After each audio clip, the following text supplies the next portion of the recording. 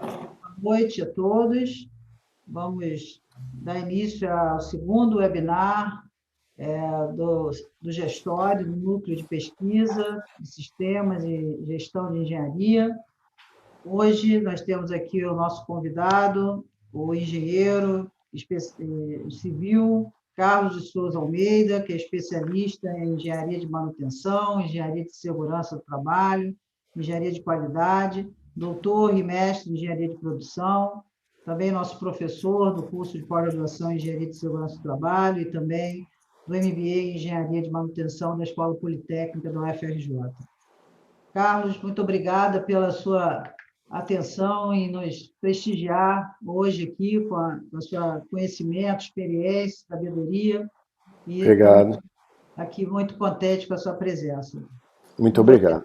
Com você a palavra, tá? Opa, obrigado, gente. Deixa eu compartilhar aqui a minha tela aqui para a gente começar a conversar.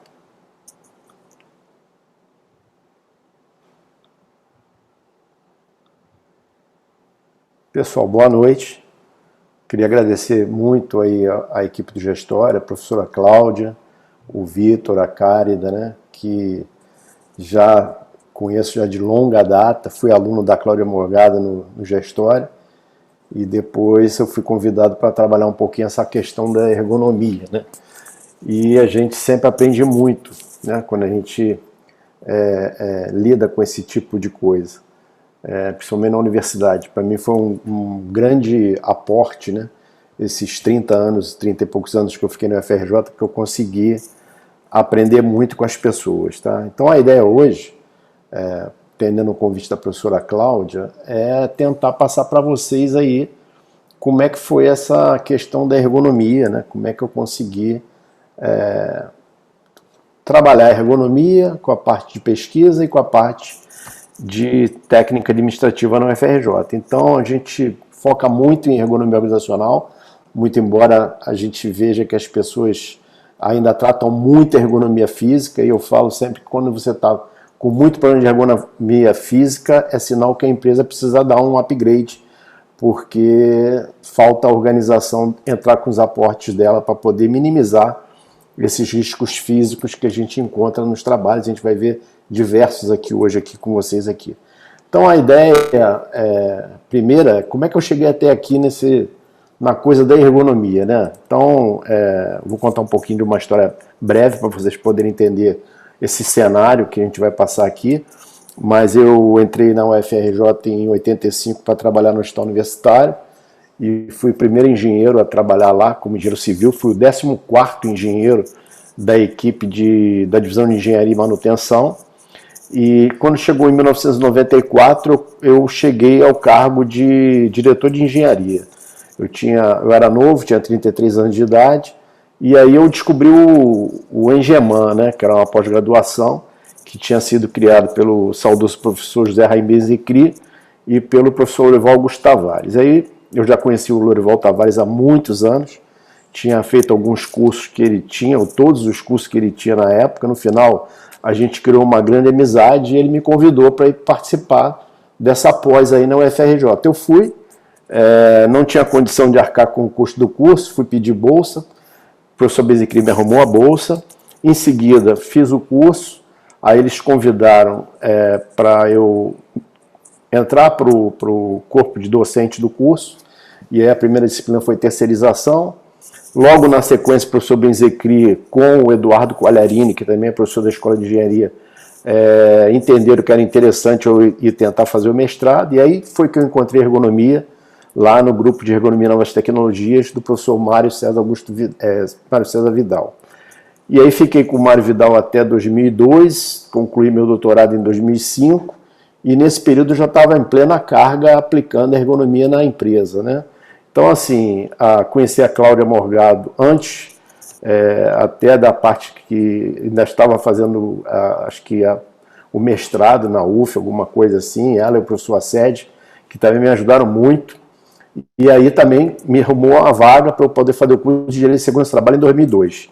Então foi aí que eu fui aluno da professora Cláudia Morgado, lá na UFRJ, fiz a pós-graduação, que eu recomendo muito, para mim, é uma das melhores pós-graduações de segurança do trabalho do Brasil. Então, quem estiver assistindo, tiver oportunidade e desejo de fazer segurança do trabalho, busquem fazer na UFRJ, busquem fazer no Gestório, porque realmente é um curso de categoria que realmente leva a sério as atividades acadêmicas, né? E aí fiz esse curso do Gestório e aí juntei segurança do trabalho com ergonomia. Então vai ser mais ou menos a história que a gente vai tentar passar para vocês, né? O que eu consegui aprender sobre ergonomia, né, com a minha atividade, né, foi o que eu aprendi com as pessoas que trabalhavam comigo, tá? Eu realmente, no HU, no Hospital Universitário, na COP, no PEP e no Labossiano, eu tive um aprendizado muito grande com as pessoas que foram os meus funcionários, os colaboradores que estiveram comigo. E aí sim eu entendi que uma empresa energizada, ela inverte a pirâmide organizacional. A gente cria esse estímulo, esse comprometimento com as pessoas, né? E aí a organização muda, porque o que a gente chama de tangível, intangível e invisível acontece, tá? Então eu realmente eu acredito muito nisso. Eu acho que isso aqui é uma coisa muito interessante, muito importante para todo mundo. Então o aprendizado, quem me passou isso aí foi a professora Cláudia Morgado, né? Quando eu estava começando lá o doutorado, eu fui conversar com ela um dia, ela já estava na direção da escola e falei, tá, professor, eu queria entender mais essa parte aí de gestão do conhecimento. E ela falou comigo, ó, aprendizado se constrói, me arrumou 3 livros lá da parte de gestão do conhecimento e realmente foram muito importantes para eu poder ter uma ideia, uma leitura mais afinada da coisa.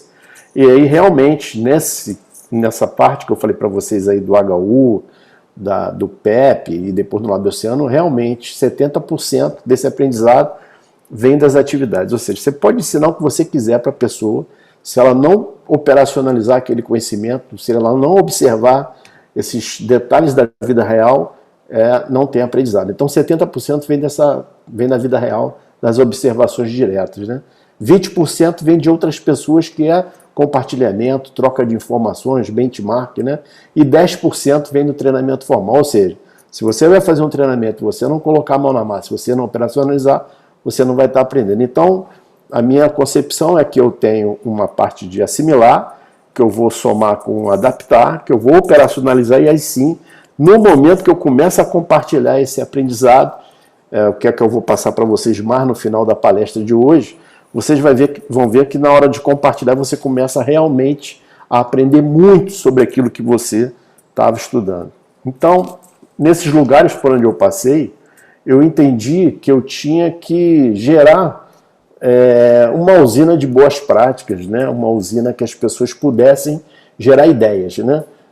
E são vários os exemplos que eu tive em todos esses setores que eu passei aí, e empresas privadas também, que a gente prestou consultoria, como a Bayer, né?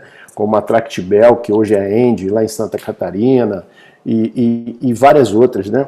Onde as pessoas, quando começam a participar, quando as pessoas começam a entender que aquela ideia dela gerou um bom resultado, aí a coisa cria uma usina de boas práticas, né? Então a gente fala muito sobre a parte de confiabilidade e talento humano, e sempre vem uma dúvida, né? Como é que eu vou desenvolver essa atividade na prática? Então a primeira coisa que eu falo é que nada cai do céu.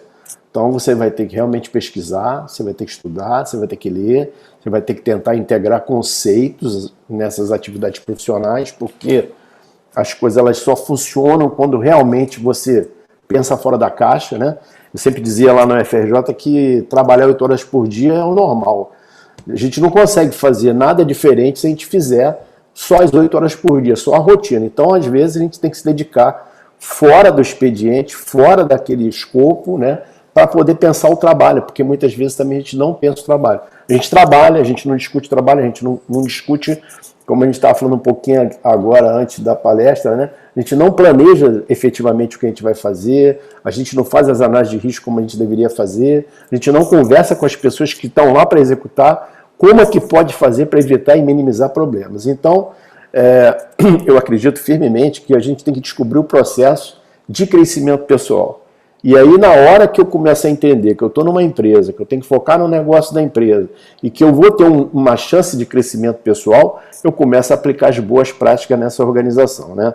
e eu digo sempre que quem ganha é você. Independentemente do resultado, se você vai ficar empregado ou não, se a empresa depois vai te mandar embora, tudo que você aprender, tudo que você praticar, você leva contigo para a sua próxima etapa. Então, eu acho que você, fazendo esses ensinamentos, essas questões que eu estou colocando aqui, aplicando isso aí na prática, você começa a gerar e criar oportunidades para transformar a pessoa, a própria tecnologia onde você está trabalhando e a própria organização do trabalho. E aí é que a gente tem que entender qual é a importância de compartilhar esses conceitos todos que a gente vai discutir aqui hoje, porque compartilhando a gente começa a gerar novos resultados organizacionais, que são os invisíveis, né? Então, as nossas ações, elas vão determinar o futuro, né? Todas essas coisas que eu falei que aconteceram na minha vida, que eu digo que eu fui um cara abençoado, né? Conheci pessoas importantes que me ajudaram, que me deram as bolsas de estudo, de todos os cursos que eu fiz, né? Mas teve um empenho, né? Então, assim, nada cai do céu. A gente tem que fazer, né, alguma coisa para aquilo ali acontecer. Então, o que você está fazendo hoje para acontecer uma coisa legal no seu futuro, né? Então, as suas ações vão determinar esse futuro. E a ergonomia é bem por aí, tá? São essas observações que vão gerar aspectos interessantes na sua vida. Então, acredito que principalmente o papel da ergonomia seria transformar o ambiente das organizações e a atitude das pessoas. Se eu consigo transformar o ambiente das organizações onde eu estou inserido e as pessoas entendem que elas fazem parte desse ambiente e que elas podem, por algum motivo, torná-lo melhor, por que não fazer, né? É aquele negócio, para ter um mundo melhor, faça a sua parte. Primeiro você tem que mudar, porque a gente não consegue mudar ninguém. Então, a primeira mudança tem que ser com você mesmo, né? Depois a gente pensa como é que vai fazer com o restante. Esses processos das empresas, eles funcionam exatamente como uma corrida de carro, né? Isso aí foi um trabalho que nós fizemos na Bayer, 2013, 2014. Um colega que trabalhou com a gente, que é o Thiago Alan Dutra, ele é engenheiro e foi ex-aluno, o egresso do Engeman. A gente trabalha muito com os colegas que se formam no curso, né, nas consultorias. Ele criou essa parte aí, a gente estava falando sobre gestão de processos, pouco processo, na Bayer, e estudando lá uma série de metodologias com os funcionários, aplicando os conceitos e treinando, capacitando os funcionários a seguir esses conceitos. Lá em Belfort Roxo, uma hora a gente foi fazer um exercício lá com eles, ele botou uma pista de corrida e botou os vários setores da Bayer nessa pista de corrida, cada um contribuindo para o sucesso da organização. Depois ele passou um filme aí da Fórmula 1, da troca de pneus, né? Como que era feito no passado, como era feito lá em 2014, né? Qual foi a troca de pneu mais rápida que teve na história da Fórmula 1. E aí mostrando para as pessoas, realmente a gente está numa empresa, a gente está vendo lá os processos, estão funcionando como uma corrida, todo mundo tem que trabalhar junto, porque se não tiver cooperação, você não atinge o objetivo comum. E aí esse processo tem que estar enxuto, e o processo enxuto vai te levar à vitória. Então ele sistematizou aí no modelo aquele anseio que a gente queria para os funcionários da Bayer, né?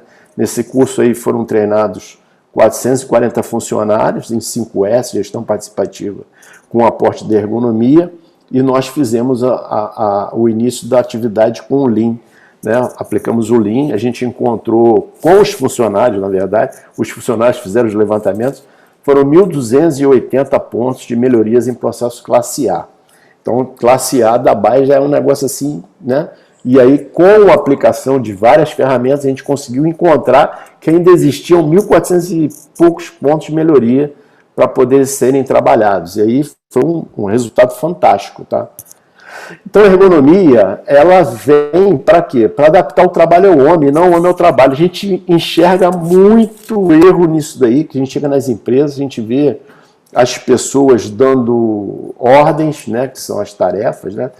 Que é quase como se vira, o cara não te dá a menor condição para a pessoa fazer aquela atividade, e aí o cara acha que o sujeito vai lá e vai fazer acontecer sem ter a menor condição. E daí gera os acidentes de trabalho, daí gera as não conformidades, as variabilidades, tudo que você pode entender que não deveria estar acontecendo, vai acontecer exatamente nesse momento aí, aonde eu não estou observando o homem no trabalho. Então eu tenho que adaptar. Esse foi o primeiro conceito que o Mário Vidal passou no curso de ergonomia, falou: Almeida, você tem que tentar entender que a gente tem que adaptar o trabalho ao homem, não o homem ao trabalho. Se a gente entende isso aí, fica legal. Essa foto aí é da minha tese de mestrado, que eu fiz na COP, e aí a gente fez um estudo da atividade de manutenção em águas profundas, aonde o mergulhador descia a 300 e tantos metros de profundidade, e aí ele tinha que usar todos os sentidos possíveis para poder fazer aquela operação nos poços, né, nos manifold e tudo mais, e voltar para cima com vida, né? Então foram 2 anos que a gente acompanhou o pessoal do Sintasa em atividades de mergulho em água profunda para fazer manutenção. Então, o papel da ergonomia, neste caso, era tentar transformar esse ambiente das organizações e a atitude das pessoas, dos mergulhadores, para eles poderem ter maior sucesso na atividade deles. E foi um projeto de grande valia na minha vida, esse daí.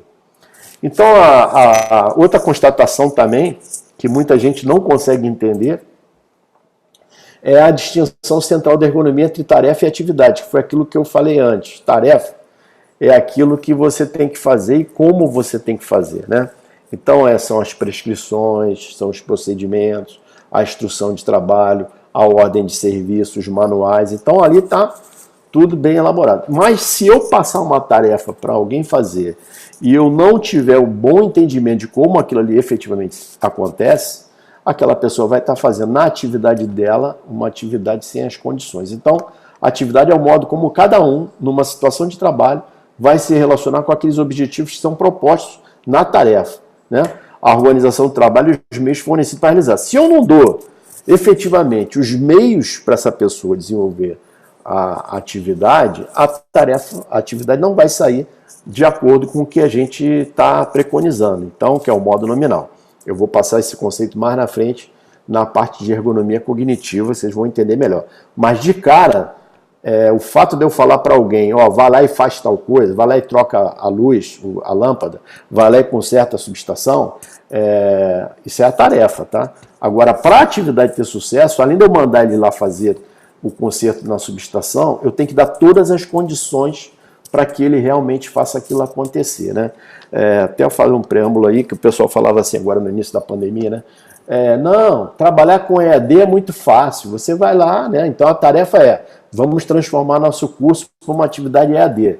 Aí alguns alunos falavam na época, não, EAD tem que ser mais barato que atividade presencial. Meu amigo, vou lhe falar uma coisa, EAD, para fazer bem feito, você tem que estudar muito como você vai trabalhar, você tem que mudar todo o seu PowerPoint, a atividade em si de fazer o EAD é completamente diferente da atividade presencial, né? A gente está numa EAD aqui, eu não estou vendo ninguém, então eu estou tentando imaginar como vocês estão aí no posto de trabalho de vocês em casa, né? Que todo mundo está trabalhando, não fica em casa, né?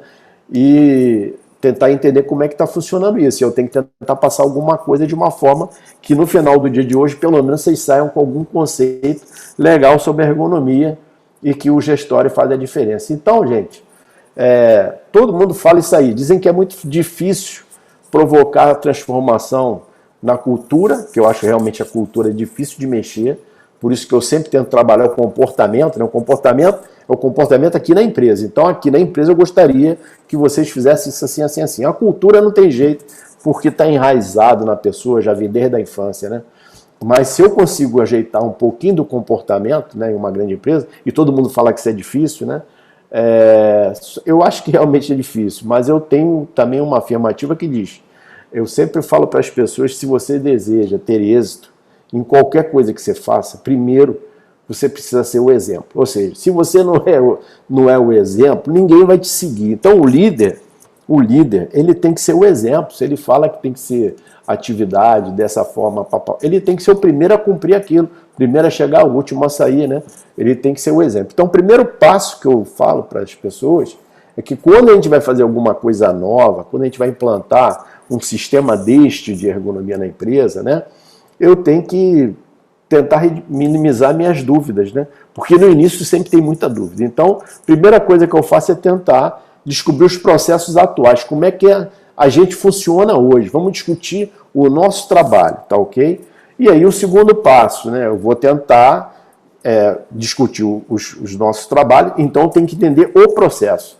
Então eu vou começar a tentar fazer um trabalho de gestão por processo. Cada processo tem um sistema de entrada e saída, né, que eu estou botando fornecedor, entrada, requisitos, processo, saída, requisito, oportunidade e os clientes. Então eu vou construir a matriz CIRPORC, que aí eu consigo entender como cada processo se executa. O que seria uma matriz CIRPORC?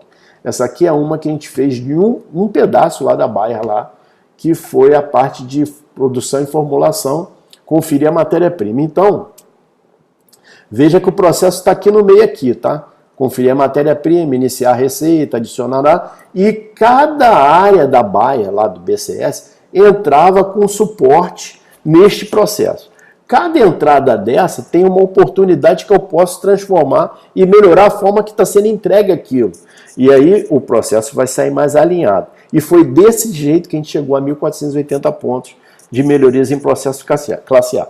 Com essas oportunidades que os próprios funcionários, quando pararam para discutir o como eles faziam aquilo, eles conseguiram enxergar que tinha milhares de coisas que eles podiam fazer para ganhar tempo, para ajustar o processo e para finalizar com o negócio acertado na BCS. Então, a outra coisa que quase ninguém faz, né, é definir o significado dos processos. A gente tem que fazer entrevistas. Então lá, vocês vão ver mais na frente, tem uma foto lá, a gente fazia entrevista com todas as pessoas nas áreas. Ia lá, me explica teu processo aqui, como é que você faz isso, né? Como é que você faz essa avaliação? Então vou avaliar documento, vou avaliar histórico, vou fazer pesquisa em outras organizações, como é que a pessoa faz. Ou seja, para o meu trabalho melhorar e dar certo, eu tenho que ir mais fundo. É o terceiro passo, eu já descobri os processos, vou definir o significado e vou pesquisar para ir mais fundo e tentar entender aonde eu posso melhorar aquilo. Então aqui, por exemplo, é um processo de trabalho. Isso aqui é lá do lado do oceano, é o nosso mapa, o fluxo de processo.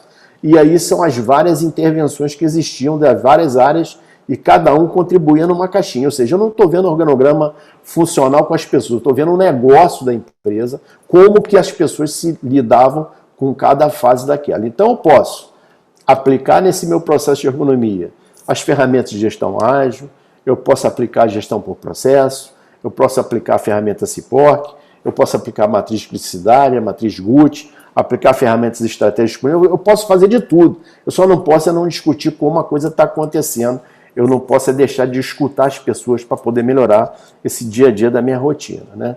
Então eu vou para o passo 4, tá? Vou certificar se a minha estratégia está certa ou não.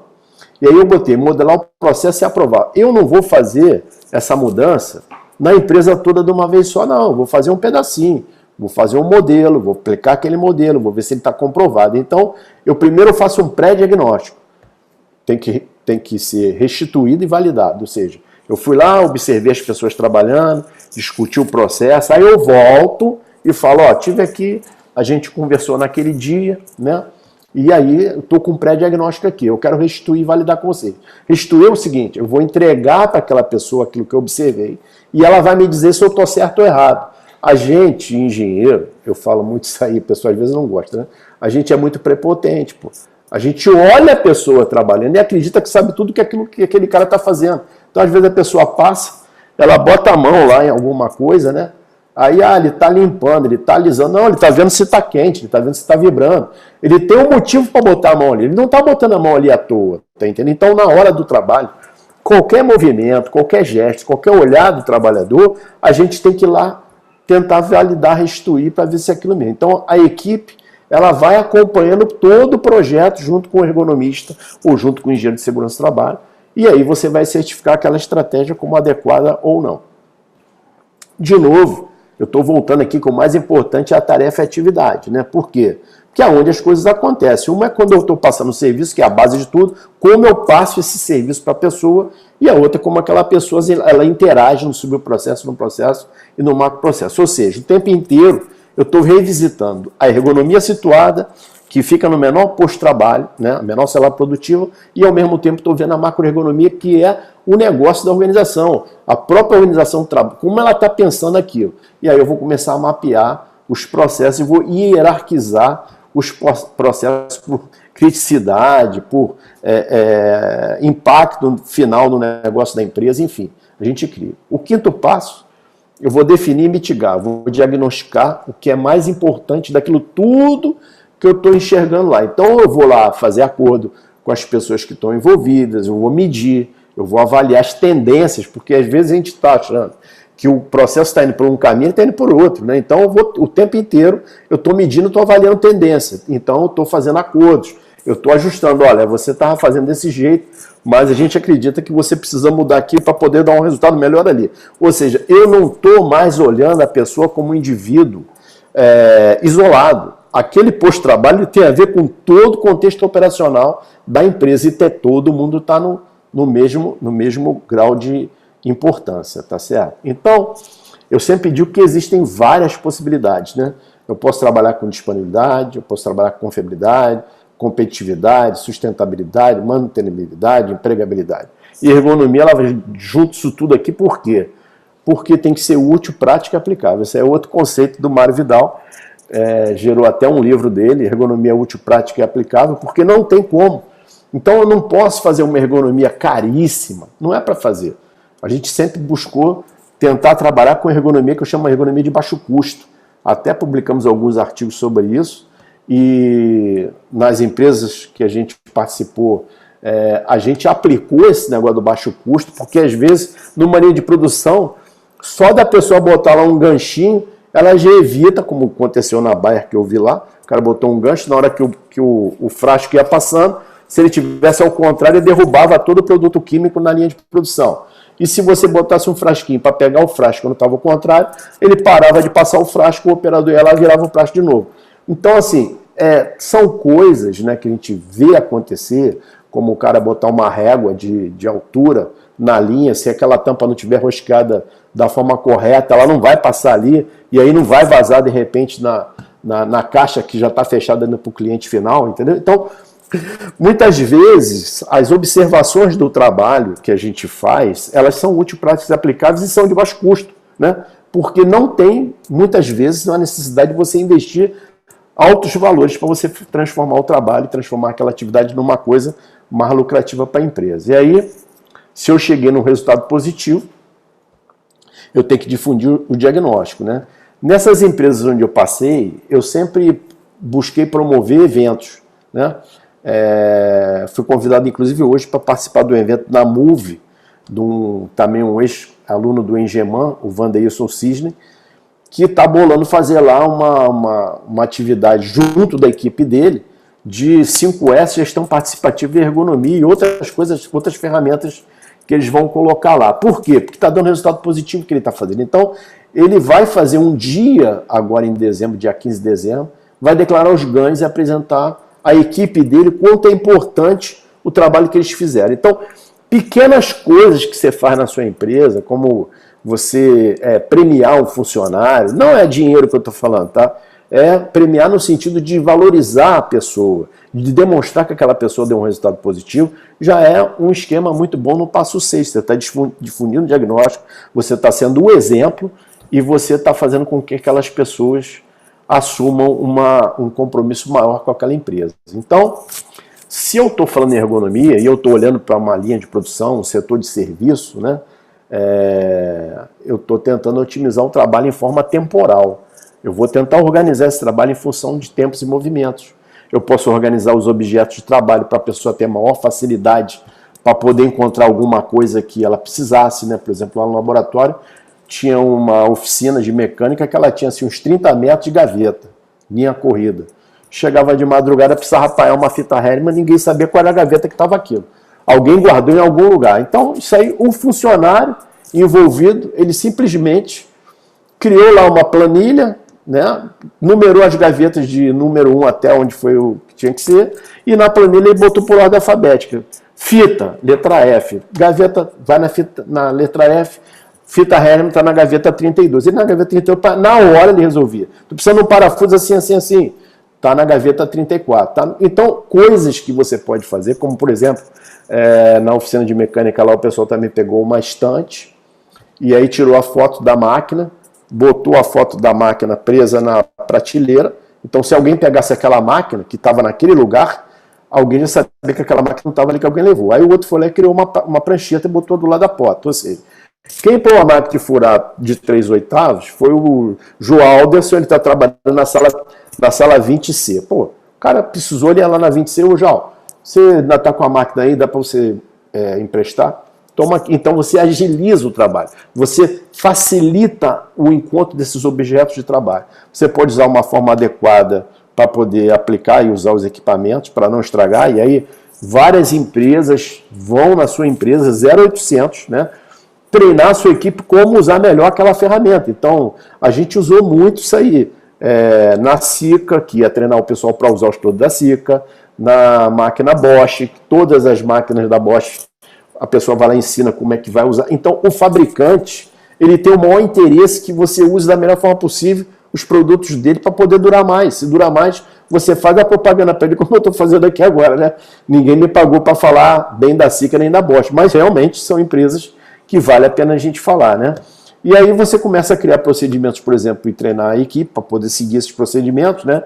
Porque muitas vezes problemas organizacionais que acontecem, de trabalho, de rotina, de variabilidade, de acidente, é porque falta o procedimento, falta o treinamento, ninguém pensou nisso, e aí todo mundo acha que todo mundo está pronto para fazer alguma coisa até que o acidente acontece.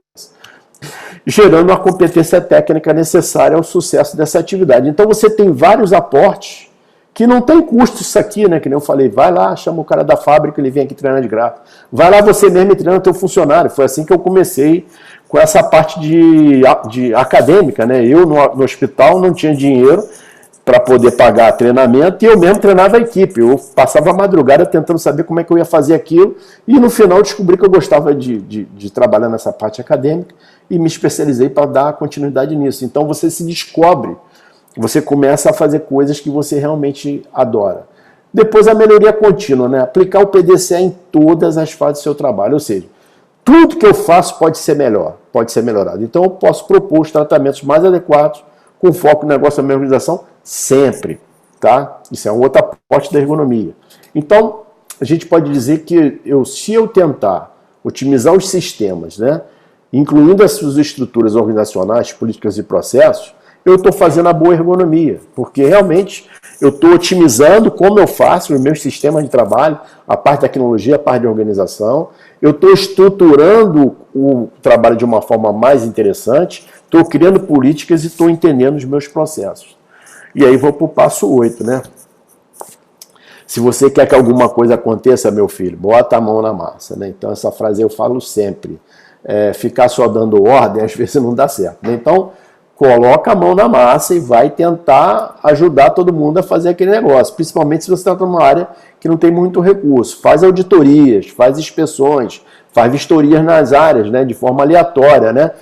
Cada dia você vai para um canto fazer uma vistoria, uma inspeção, vai ver se as pessoas estão trabalhando de forma adequada ou não. Faz reunião a quente, né? A reunião a quente é aquela que você, no meio do caminho, você encontra alguma coisa e não conformidade, separa todo mundo, vem cá, vamos conversar aqui, todo mundo em pé no corredor, rapidamente chegar a um consenso, isso assim não pode, vamos mudar esse procedimento, vamos criar, e ali você determina qual é o futuro daquela atividade. Então, engenheiro que não sai da cadeira, né, que tem a aplicação do TBC, tem que tirar da cadeira, tem que andar, né, e se você andar, você vai enxergar as coisas, você vai ver onde você tem que fazer as melhorias, você vai ter um resultado muito positivo.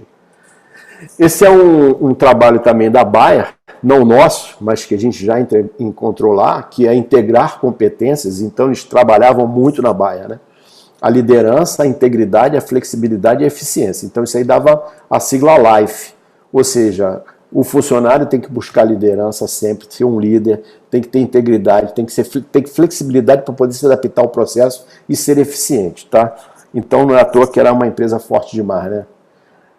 Pela Abergo, né, a gente diria que a definição deles é que ergonomia visa modificar o processo de trabalho para adaptar a atividade de trabalho às características, habilidades e limitações das pessoas. Ou seja, sempre eu estou falando que eu tenho que adaptar, tá certo? Sempre eu estou falando que eu tenho que adaptar o indivíduo à atividade de trabalho, não é o contrário.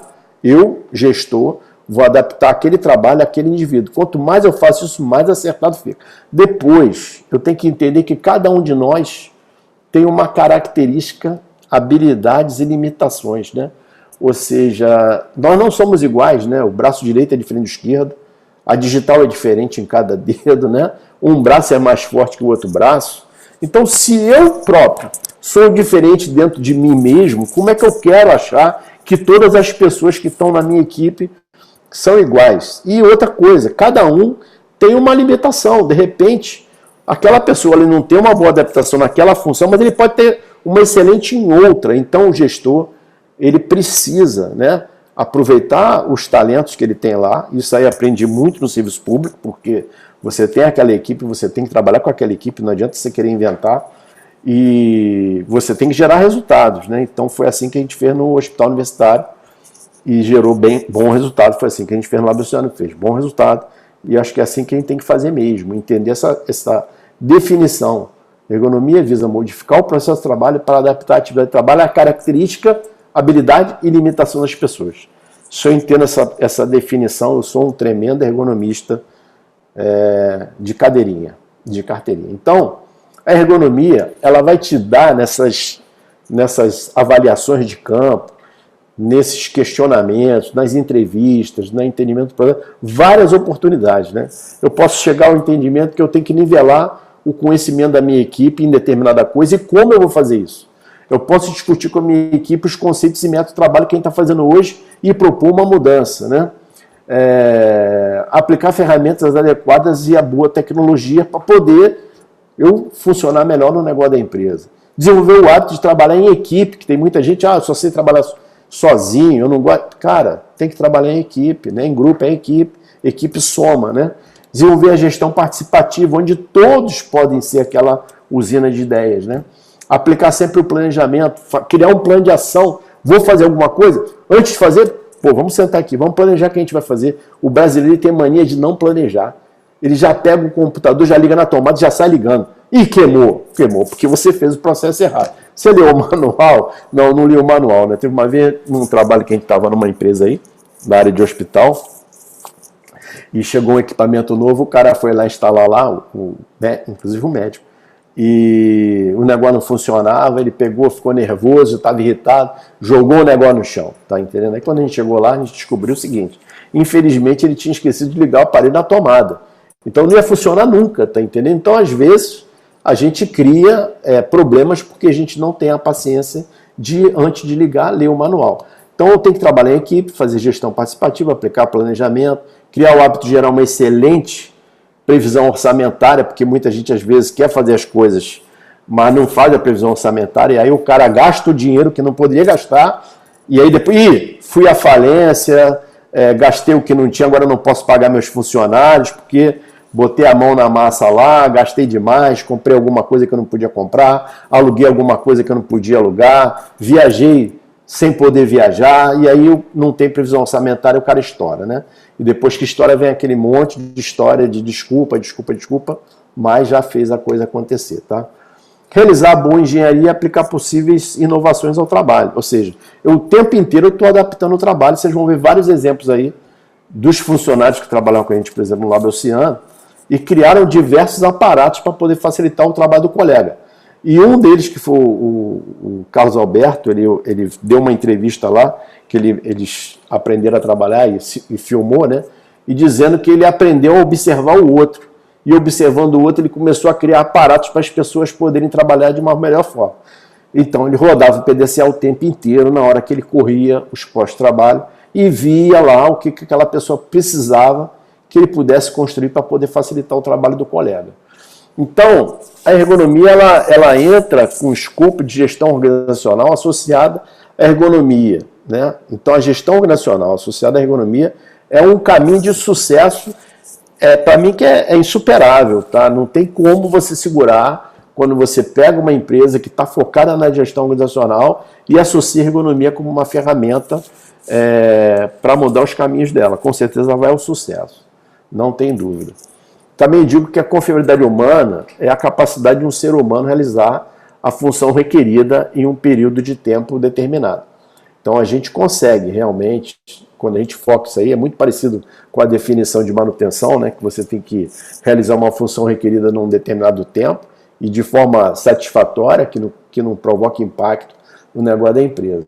Depois, há uma grande diferença entre confiabilidade humana e a própria segurança do trabalho e o entorno operativo organizacional. Então, se as empresas não conseguirem entender essas filosofias que a gente está passando aqui, que é a filosofia da segurança do trabalho, né? Teve uma vez que eu estava conversando agora há pouco tempo, E eu estava falando o seguinte, quando você pega lá as normas regulamentadoras, ali é um limite mínimo que o governo, as instituições, quem está lá criando as normas, criam para que a gente tenha um mínimo de condição de trabalho. Só que assim, se você realmente deseja ter um trabalho de excelência, você tem que ir além das NRs, você tem que realmente investir seu tempo, você tem que conseguir promover coisas na sua empresa que vão atender mais do que a NR pede. Que a NR pede para qualquer tipo de empresa funcionar. Se você quer ter uma empresa de excelência, classe mundial, você tem que fazer as coisas funcionarem de uma forma muito maior. Então você tem que entender a parte da confiabilidade humana, que vai depender também de você capacitar cada vez mais as pessoas, para as pessoas gerarem melhor resultado. Você vai ter que entender a parte de segurança do trabalho para você criar formas de minimizar o risco, tanto individual quanto coletivo, de você criar coisas que antecipem o problema, que você conscientize a sua equipe, né? A gente tem um colega muito interessante, que é o professor Newton Richa, e a gente pensa até coisas assim muito parecidas. A gente acha que você só muda esse cenário quando você consegue conscientizar as pessoas que estão lá trabalhando. Então a empresa boa não é aquela que gasta muito dinheiro com isso, com aquilo, não. É aquela que tem uma equipe consciente de tudo. Então ele não vai fazer aquilo porque ele sabe, ele tem consciência que aquilo ali não é um ato seguro para ele fazer, né? E aí você muda todo esse entorno operativo e organizacional, que é o cenário que encontra nas empresas, né? E aí a gente agora vai entrar um pouquinho na parte de ergonomia cognitiva. Que é, para mim, hoje em dia, a parte que mais causa problema, né? Até por causa da pandemia, né? Então, a ergonomia cognitiva é como a gente está vivendo hoje, tem uma série de problemas, mas o que a gente vai apresentar aqui é o seguinte, são coisas que, de repente, as pessoas não conseguem perceber. Quando a gente fala de variabilidade técnica, eu estou falando de tecnologia. Quando eu falo de variabilidade organizacional, eu estou falando que é a variabilidade que a própria empresa embute no processo, né? Falta de treinamento, falta de ferramenta, falta um monte de coisa, de procedimentos que você tem que deixar ali ajustado para aquela pessoa ter o conhecimento e fazer corretamente. A técnica, às vezes, variabilidade técnica é um equipamento obsoleto, velho, que já não está dando o mesmo resultado, o cara continua botando aquilo para trabalhar, então isso aí vai engendrar o que a gente chama de disfunção sistêmica, ou seja, sistematicamente, ou pela organização ou pela tecnologia, o processo para. E aí fica aquela famosa frase que o cara fala assim, poxa, aqui na empresa eu trabalhei muito hoje, né? Cheguei aqui 7 horas da manhã, estou saindo daqui às 19, 20 horas e trabalhei muito, só que eu não consegui fazer nada que estava programado. Quando a gente fala isso aí, as pessoas falam erradamente, isso é um erro falar, né? Mas é o seguinte, na verdade, você estava apagando incêndio. Você não estava trabalhando, você estava apagando incêndio. A tecnologia e a organização fizeram com que você não conseguisse fazer a sua programação acontecer. Você apagou o incêndio o dia inteiro. Então, isso é que a gente chama de disfunção sistêmica. Você programa que no dia seguinte você vai chegar lá de manhã, vai fazer um relatório e o tempo inteiro você fica lá consertando máquina, né? Depois, disfunção sistêmica vai provocar incidente no processo de trabalho. Aí vai entrar o operador, que vai tentar corrigir esses incidentes. Então, se o operador tiver capacitação, ele consegue retornar com o processo para o modo nominal. Mas se esse operador não tiver uma boa capacitação, esse incidente pode gerar um outro incidente, vai dando loop, até gerar um acidente, tá certo? E aí, na hora que a gente tenta corrigir, é o que entra a variabilidade humana, que são as tentativas de regulação, que vão fracassando, aí as tentativas fracassadas vão resultar em problema, porque pode ser acidente, doenças, erros e outras coisas até mais graves, né?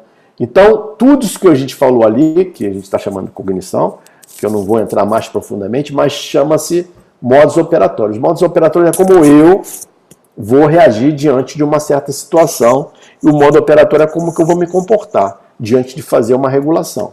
Pode gerar, ao final de um tempo, uma fadiga, um estresse, aí porque as pessoas, às vezes, perdem a cabeça no trabalho, né? Não tem a recuperação que deveria ter, e aí o cara entra na pressão, dá vários problemas. Isso aqui é o cenário atual da pandemia. A gente está vendo toda hora que o modo operatório não dá certo, a regulação não dá certo, todo mundo está fatigado, todo mundo está com estresse elevadíssimo, né? E está acontecendo nas empresas, que é mais ou menos isso aqui, ó. As disfunções 1, 2, N até, né, são as variabilidades técnicas organizacionais, por falha da tecnologia e por falha da organização, que vão gerar aquelas variabilidades sistêmicas, né, que vai gerar os incidentes. E aí vai entrar a variabilidade humana, que vai tentar regular esse incidente, e aí, como eu expliquei, vai ter uma situação restabelecida, que é o monominal, vai ter um novo incidente que pode ficar dando loop, até, ou vai para o modo nominal, ou vai para o acidente, e aí a gente fala, poxa, fulano aconteceu assim, mas se você tivesse prestando atenção nas suas rotinas, né, você poderia ter evitado aquele acidente, mas você não tem planejamento, você não estuda o processo, você está deixando o processo governar, né? A gente sempre fala o seguinte, o pessoal fala, aqui é zero erro, zero... Não, cara, você pode ter, você deve errar e você deve registrar que errou, porque é errando que a gente vai tentar recuperar. Então, aonde tem governabilidade, né, que a gente fala que é a confiabilidade, se tiver governabilidade, você vai errar e o sistema ou alguém vai lá e fala, peraí, calma aí, isso aqui está assim, assim, assim. E você corrige o problema. Então, aonde a governabilidade, onde as pessoas estão treinadas, capacitadas, conscientes do que fazem, o erro faz parte do trabalho. Errar é humano, que nem diz o outro. Só não pode gerar incidente, só não pode gerar um acidente, né? Então, para isso não acontecer, as pessoas que essa variabilidade humana está minimizada. Então, se o fulano errou no processo na parte A, o da parte B já vai corrigir. Olha, isso aqui não está correto. Então, o tempo inteiro você está fazendo regulação. Então, o que mais a gente faz no trabalho é fazer regulação. E essa regulação tem que sempre seguir para o modo nominal. Se a empresa está treinada, o sistema vai para o modo nominal. Quer dizer, aconteceu uma disfunção, aconteceu um incidente, eu tentei recuperar e voltou para o modo nominal, né? Eu estou capacitado, né? Agora, quando você bota alguém para trabalhar, não dá treinamento, fatalmente vai gerar um acidente, porque a pessoa não sabe como sair daquilo. É o que a gente chama de colocar na frigideira, né? Você coloca o cara para fazer uma coisa que ele não tem capacitação técnica para fazer. E aí vai queimar, né? Então, por exemplo, aqui.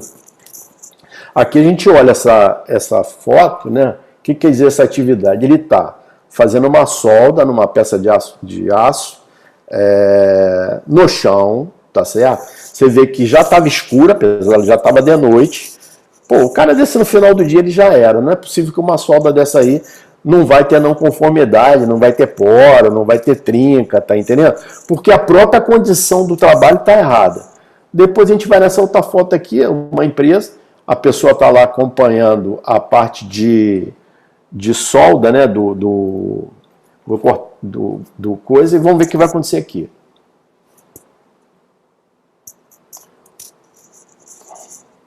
E na parte da placa-mágica.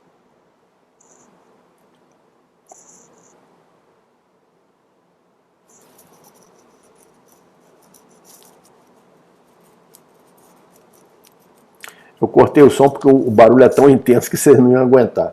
Mas ele está sentado, acompanhando ali a soldagem da tubulação, né?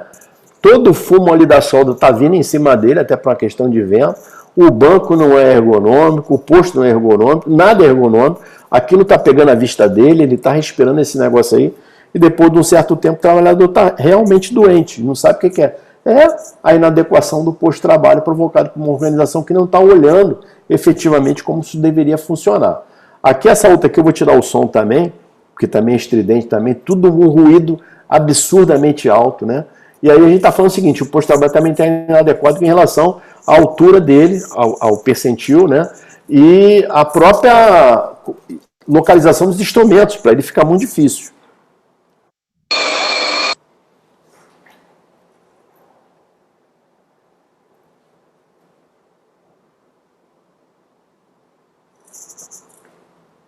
Isso tudo que a gente está mostrando, isso pode ser minimizado com a modificação do posto de trabalho, com ajuste de altura da máquina, com ajuste aonde ele está fixado ali, né?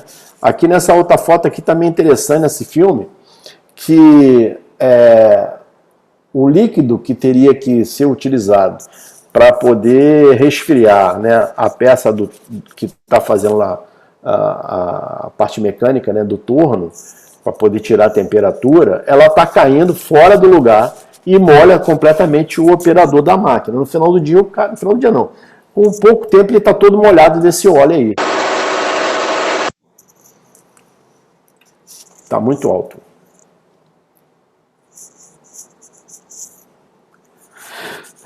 Nessa outra foto a gente está vendo também o operador, está lá, soldador, né? Está fazendo um corte com oxacetileno, está no chão, ainda botou uma madeirinha lá para o joelho dele não ficar direto no chão, mas está completamente errado o posto de trabalho. E aí os resultados são que geram um monte de não conformidade, não tem como. O que a gente pode falar dessa foto, né? Essa foto aí foi quando eu cheguei para trabalhar numa empresa e todo mundo de sandália de dedo, calça jeans, camiseta. Todo mundo era feliz, né? Só que estava arriscado a ter vários acidentes de trabalho. Então grava bem essa foto aí que vocês vão ver que dessas pessoas que estão aqui, todas as 4 geraram excelentes profissionais mais na frente porque eles foram treinados, capacitados no Senai.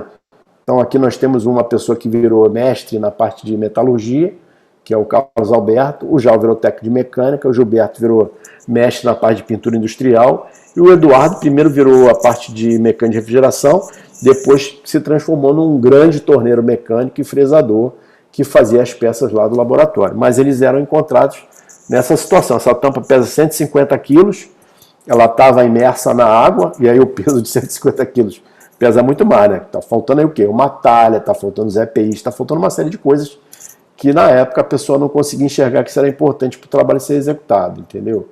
E aí a gente chega numa relação que é um quebra-cabeça, onde eu tenho um homem, tenho uma empresa e tenho um trabalho. Eu não estou dizendo que a gente tem que trabalhar numa empresa que ela seja 100% a prova de tudo, né? Que isso aí gera um custo. Tem hora que você vai trabalhar em alguns lugares que não tem essa grana toda para disponibilizar. Mas você pode pegar e criar o melhor método para trabalhar naquelas condições, ou seja, eu não sou obrigado a aceitar trabalhar daquele jeito, eu posso criar uma forma de usar aparatos e outras coisas mais, né?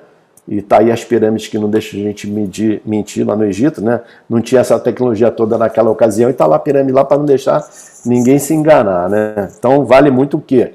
Do que você quer fazer na sua vida. Então, como é que eu posso transformar esse cenário na atividade de trabalho? Primeiro, eu tenho que tentar transformar o processo. De cara, como eu mostrei naquela última foto, pô, aquele processo está inadequado. Então eu vou transformar o processo. Como? Através da formação das pessoas. Eu vou conscientizar as pessoas.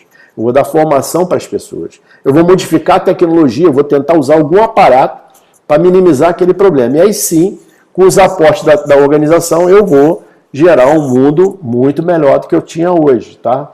Então, você tem que ser o exemplo, cara, né? A gente tem que entender a atividade para poder explicar para a equipe como é que aquilo funciona. Então, é completamente diferente do se vira.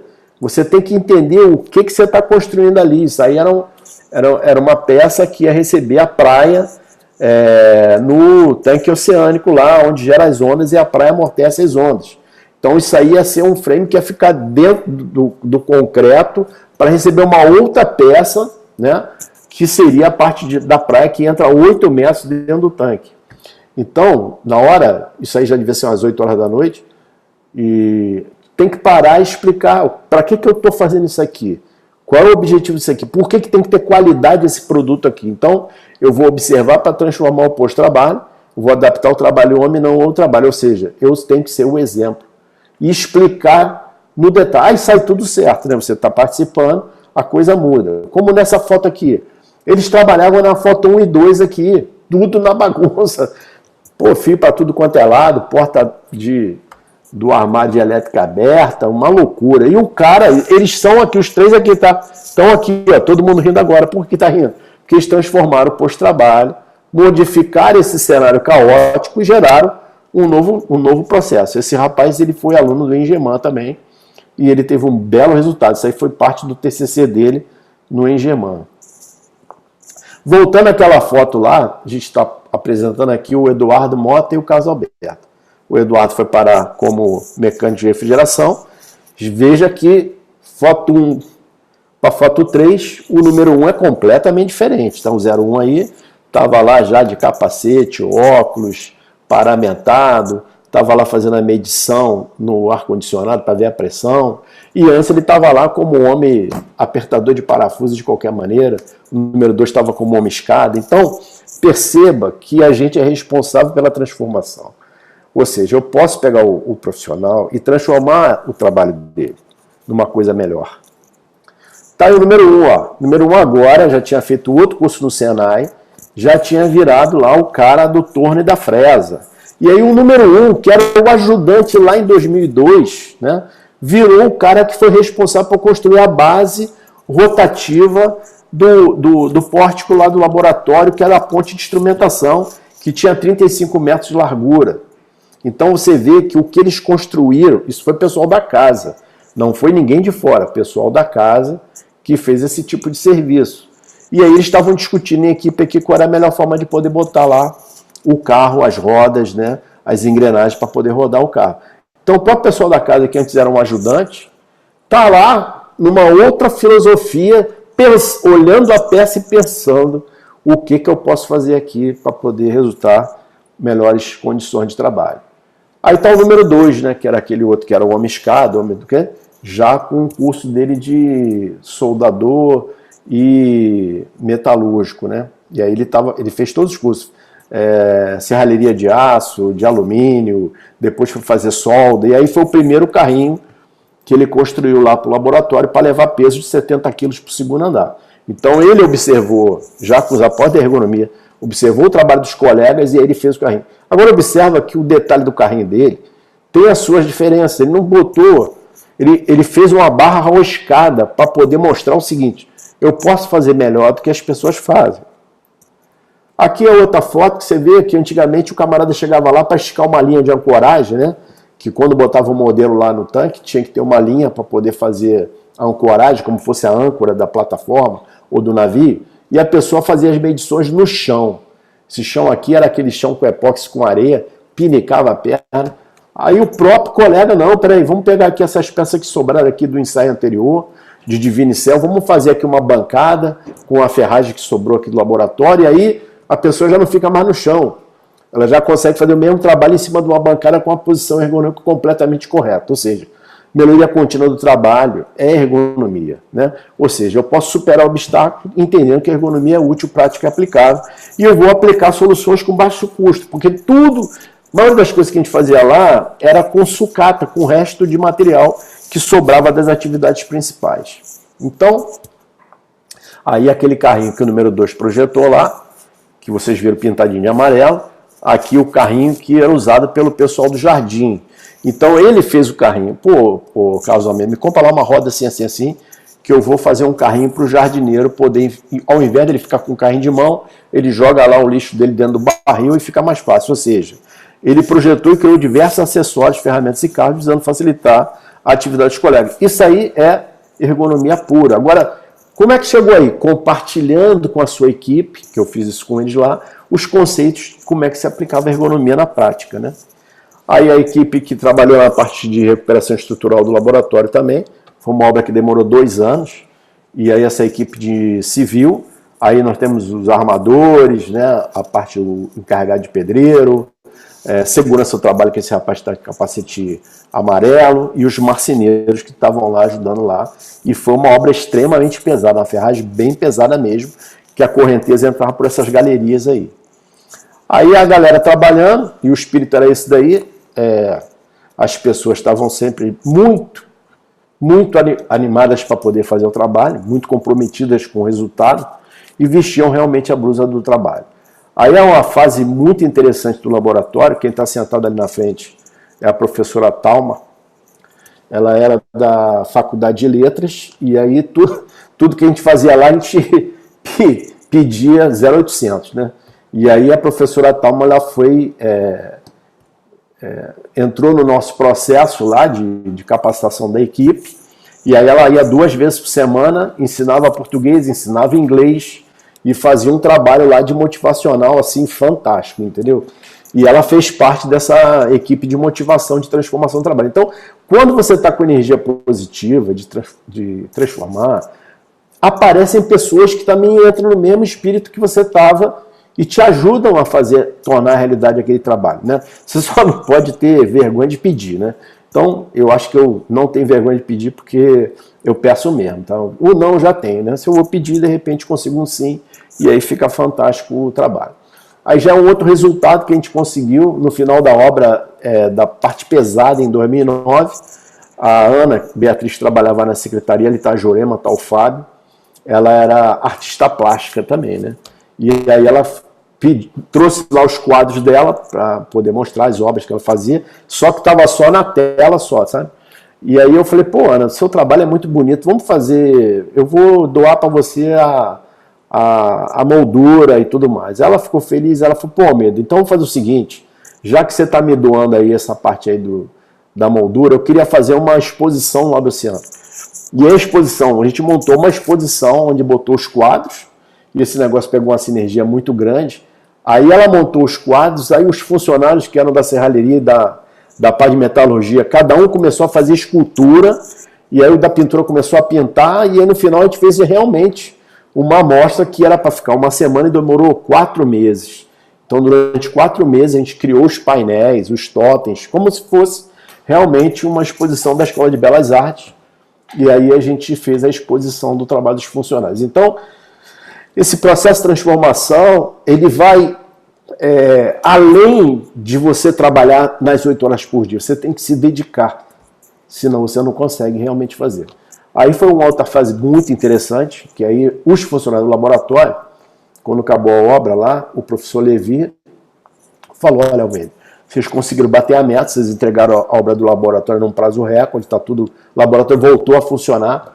Eu queria premiar o funcionário do laboratório aí. Você escolhe quem você quer premiar. Eu falei, não, eu não vou fazer isso, porque você vai dar um prêmio em dinheiro e não vai conseguir passar esse dinheiro para todo mundo e aí vai criar uma animosidade muito grande. Vamos fazer o seguinte, vai ter um congresso em Brasília, que é das universidades federais, e aí a gente vai tentar ver quem quer participar do evento. Ele falou, tudo bem, só que é o seguinte, eu só pago para ir para o congresso aquele funcionário que escreveu um artigo. Eu falei, cara, como é que eu vou pegar lá a galera lá para fazer artigo?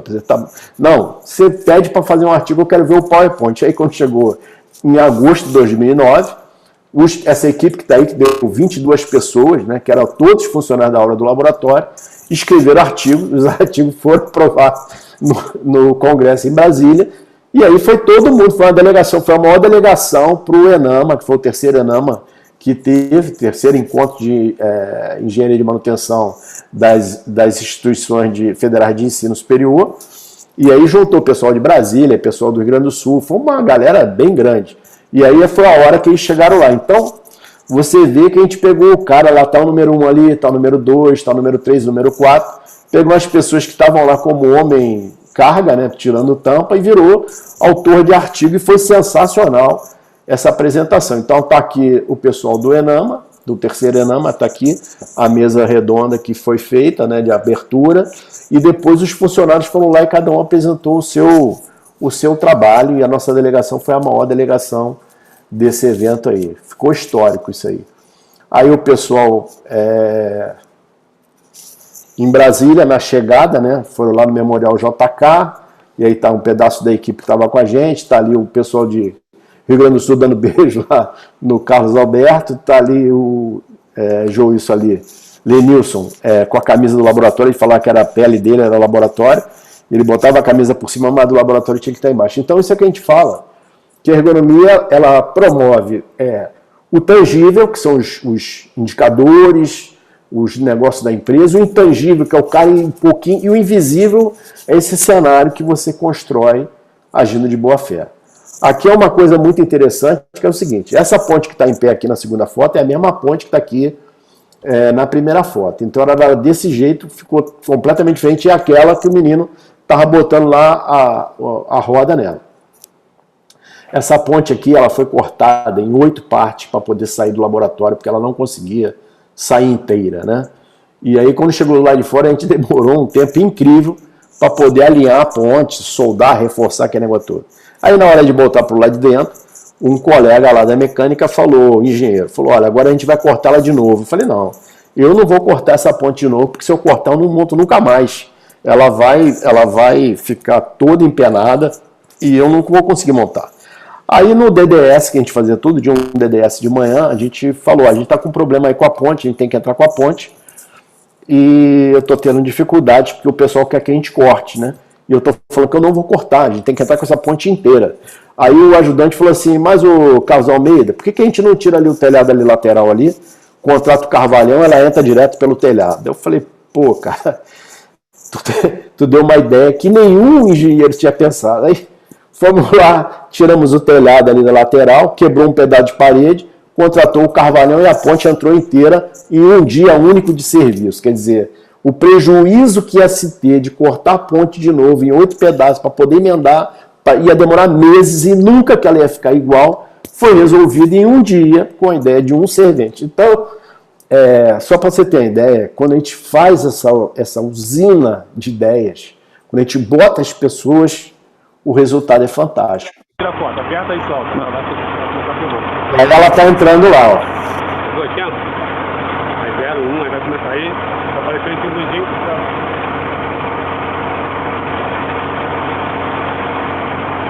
É um ganho que não é invisível, né? Você não consegue mensurar certas coisas. E aí é o laboratório já funcionando depois da obra que a gente fez lá. Toda de vidro, ali na frente ali, você conseguiu um caminho de comando. Tem vários projetos, tem muita coisa aí para ser construída e vai ser construída. Então aí esse tanque ele tem 23 milhões de litros d'água, ele foi totalmente esvaziado, ele tem 15 metros de profundidade com mais 10, dá 25. Tudo que você está vendo aí foi remodelado, paredes, todas as paredes foram reforçadas, teve reforço estrutural, as galerias foram todas modificadas, foram reforçadas, fizeram a galeria de correnteza, a gente desmontou o gerador de ônibus, são 75 paletas, foi todo ele reformado, isso tudo feito com mão de obra própria, que a gente contratou pelo laboratório e gerenciamos isso aí entre 2008 e 2009. Então, a gente sempre diz que a gente tem que construir um novo amanhã. Só que para fazer isso, você tem que botar a mão à obra. Se você não botar a sua mão, você não vai ter novo amanhã nenhum.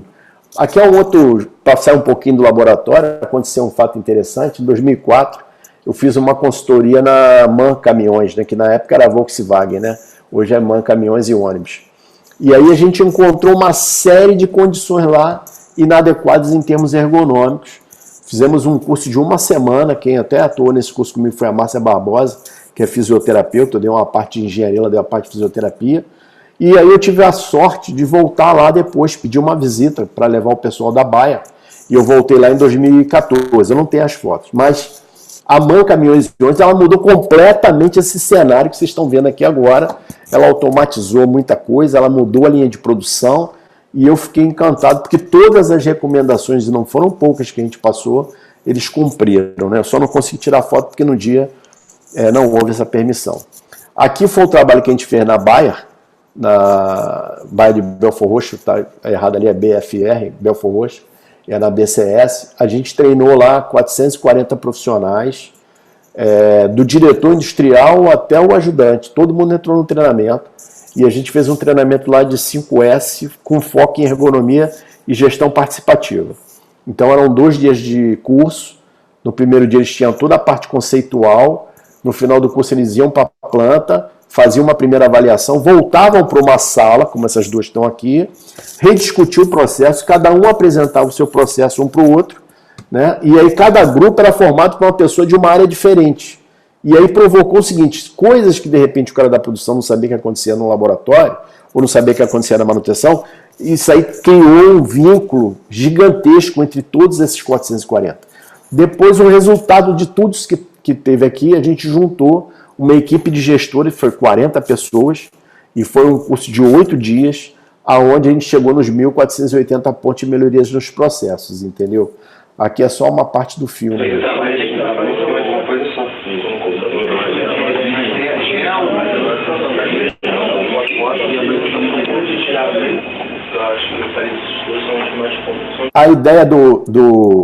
A ideia aqui é que eles, nessa discussão, eles começaram a identificar e fazer um plano de ação.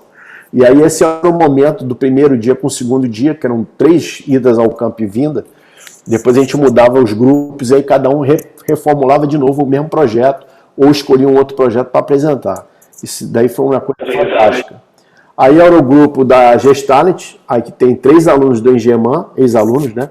Tá a Rosângela Borges ali também, que foi aluna da professora Cláudia Morgado, no Engenharia de Segurança do Trabalho, também fez o gestório.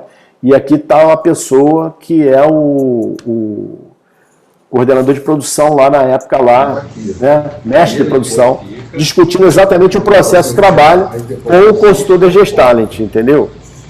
Isso. Na realidade, a gente transporta, o transporte é feito na realidade, em conjunto, né? Um buffer. Em conjunto com o buffer. Para levar o material para... Não, aí esse é o Alexandre Pinheiro. Movimenta uma parte para a gente e a gente movimenta a outra parte, entendeu? Mas, assim, basicamente, hoje, na situação agora, quem movimenta é a produção. É a produção, então está aqui, como está aqui. Você faz a mão de transporte. Aqui foi um curso da Queiroz Galvão também muito interessante, e eles tinham um aporte muito legal, eles misturavam as pessoas, os engenheiros mais antigos com os mais novos no mesmo curso. Isso aí foi um curso muito interessante, foi no Rio de Janeiro e foi em Recife, foi promovido pelos professores do Engeman, mas na verdade o Engeman não participou, quem participou do curso foi a PUC, como gestora, e foi intenso esse curso aí, foi uma troca de experiência entre as pessoas assim gigantesca.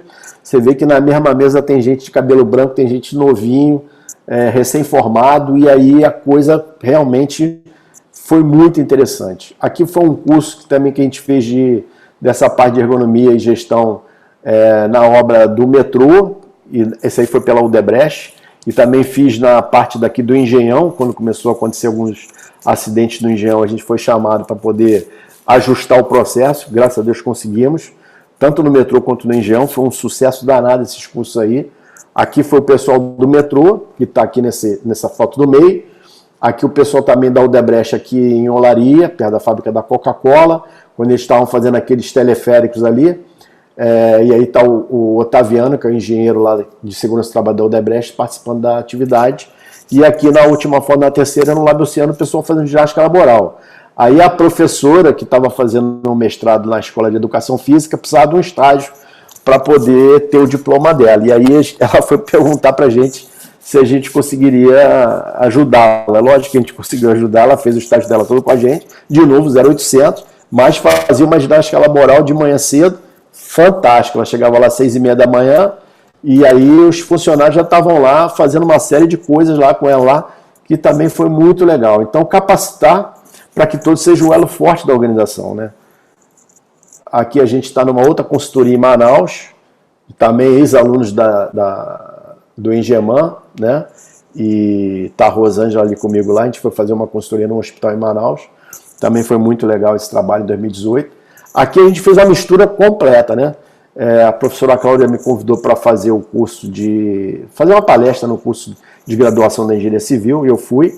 Aí chegou lá na hora, eu ofertei uma vaga para os 2 melhores alunos do curso, que foi a Elisa e o Alex. Então tem 2 alunos aqui que são do curso da professora Cláudia, a gente deu a vaga gratuita, né? Atrás aqui do Alex aqui está o Vandeilson, também que é ex-aluno do Engeman, foi vaga gratuita. Ele hoje está na MUV. Está o Douglas, que é chefe do EPLAN lá do escritório técnico da Decania, também foi vaga gratuita. E está aqui a Fabiane, que é lá do Parque Tecnológico também, como gestora lá, também foi vaga gratuita. Então, a gente na Gestalent, a gente procura também ajudar na formação das pessoas, dos alunos, e a gente tem uma política de gratuidade, né? Quando a gente fecha um curso, a gente sempre oferta a bolsa para os alunos que precisam fazer. E aí, no caso, a Elisa e o Alex ficaram enlouquecidos, porque eles fizeram a visita técnica no Hotel Hyatt aqui na Barra da Tijuca, na Praia da Barra, e o gerente de manutenção do hotel também é ex-aluno do Engeman, que é o Mauro Borges, que fez um trabalho classe A lá, em termos de manutenção classe mundial. Fantástico essa visita aí, recomendo também a todo mundo. O Mauro é um cara gente boa, procura por ele que ele sempre abre as portas para receber vocês. Tinha 2 andares prontos. Esse é o Mauro Borges. Para a Olimpíada em julho, então a gente ainda tinha muita coisa para fazer. E esse prédio, ele é um prédio todo com selo de certificação lá, é um dos poucos hotéis sustentáveis do Brasil, né, que tem selo de sustentabilidade, enorme sustentabilidade pela BNT. Aqui é uma aula que a gente estava fazendo aqui agora na época da pandemia, que a gente precisava treinar os alunos do Engeman para poder fazer o TCC, e não tinha como fazer aula presencial, a gente começou a fazer um encontro toda quarta-feira às 8 da noite, de 8 às 10, onde cada aluno apresentava o seu TCC. Aí esse TCC aí, o colega estava apresentando, era um fluxo era o Bruno, de sistema de tratamento de água para grau injetável, muito interessante, e isso aí criou uma sinergia bem legal, tá? Então, em se tratando de trabalho, sempre existe a necessidade de se realizar mudança no comportamento, não na cultura, tá? Em particular no momento das transformações. Tem muita gente que não aceita transformação, não aceita mudança, então a gente tem que ir treinando devagarzinho esse comportamento até que isso vire um hábito, né? E as pessoas não se restringam mais. Então, eu acho que a gente tem que ter algumas premissas especiais, né? As atividades na organização poderão ser efetivamente melhoradas, principalmente se eu mapear os processos, como eu expliquei para vocês até aqui, né? Esse trabalho ele envolve as atividades de produção que estão presentes no dia a dia de todo mundo. Então, eu tenho que mapear o processo para poder melhorar o trabalho, para poder envolver as pessoas e melhorar a parte da organização. Então, eu posso, por exemplo, selecionar a atividade a ser estudada, começar por uma coisa pequena, não fazer o todo, fazer um modelo, registrar os fatos mais relevantes, examinar os fatos criticamente numa sequência, desenvolver um relatório prático e econômico que possa viabilizar aquele meu trabalho, sugerir um novo sistema para a atividade, realizar a atividade através de uma inspeção de forma aleatória. Ou seja, não necessariamente eu tenho que ter muita grana para fazer o que eu fiz. Aliás, eu não tinha grana nenhuma para fazer nada disso que eu mostrei para vocês aqui. Então foi tudo mesmo no amor, né? E pedindo as coisas, entendeu? Então acho que tem fatores que são essenciais para o sucesso, no meu entendimento, nessa atividade. O principal fator foi a mudança de comportamento. As pessoas mudaram o comportamento, as pessoas mudaram a forma de agir definitivamente, tá? Teve gente, como foi o caso do Alberto, que impactou lá na família dele, nas filhas dele, entendeu? Eduardo Mota, o Jal, o Gilberto. Então, quem foram as pessoas realmente que participaram, Jurema, Joyce, né? Realmente mudaram. Então, o programa ele vai facilitar essa modificação desses processos e, principalmente, ele muda a forma de pensar das pessoas, né? E aí ele vai conscientizar as pessoas e vai provocar um aprendizado contínuo. Então, você muda o comportamento, mudando o comportamento, você muda a conscientização e você induz o cara ao tempo inteiro, ele está tentando buscar a melhoria. Então, não basta investir em tecnologia se não for considerado, primeiramente, a importância dos colaboradores para a sustentabilidade dos programas. Ou seja, se eu não estiver pensando nas pessoas, não vai dar certo nunca, porque quem faz as coisas são as pessoas, né? E eu tenho que estar de olho nessas pessoas o tempo inteiro. Então, eu acredito que capacitar é uma coisa importante, a gente tem que transformar essas pessoas no elo forte da nossa organização. Então, vou melhorar o foco do negócio, vou melhorar a capacidade produtiva, vou melhorar a aplicação dos meus recursos, vou introduzir melhorias de engenharia, vou compartilhar e reduzir os riscos operacionais e em tudo que é tipo de atividade, né? E vou liberar os recursos para investimento em áreas que são mais importantes, ou seja, eu deixo de desperdiçar as coisas, entendeu? Então, não devemos ser daqueles que sabem tudo. Eu acho que o pior negócio que existe para um profissional de engenharia é ele achar que ele é o dono da verdade, que ele sabe tudo, né? Eu aprendi muito com esses funcionários todos que eu estou falando para vocês, que a gente tem que ser aquele que busca, né? Sempre nós temos que ser aquele que busca. E buscar principalmente na nossa equipe. A nossa equipe tem uma bela resposta, basta a gente saber escutar a nossa equipe. A busca tem que ser contínua, sem limites, pois aprendemos a cada respiração. Basta observar e mitigar. Ou seja, a pesquisa, ela não é simples, nada é simples, né? Mas a observação é um ponto-chave da história. E observar e mitigar, você vai chegar a bons lugares. Ou seja, falar é uma necessidade, escutar é uma arte. Então escute a sua equipe, deixe a sua equipe falar, deixe a sua equipe pensar, né? Muito obrigado a todos vocês, eu estou muito feliz de ter compartilhado esse meu trabalho com vocês. Foi meio corrido, a gente juntou uma série de cases aí para poder contribuir com vocês, tá? E agora eu vou passar a palavra à professora Cláudia, que com certeza deve fazer algum questionamento, alguma coisa aí. Professora, muito obrigado mais uma vez. A senhora é uma das responsáveis por esse trabalho. Bem, Carlos, se você compartilhar aí a apresentação, vai achar aí. Oi? Ah, para tirar? É. Tá bom, espera aí só um minutinho. Ok. Ok, muito bom, Carlos, valeu. Bem, nós temos aqui muitas perguntas aqui, o pessoal vamos ver, respira então para ouvir agora as perguntas e tá bom. Aqui. Vamos lá.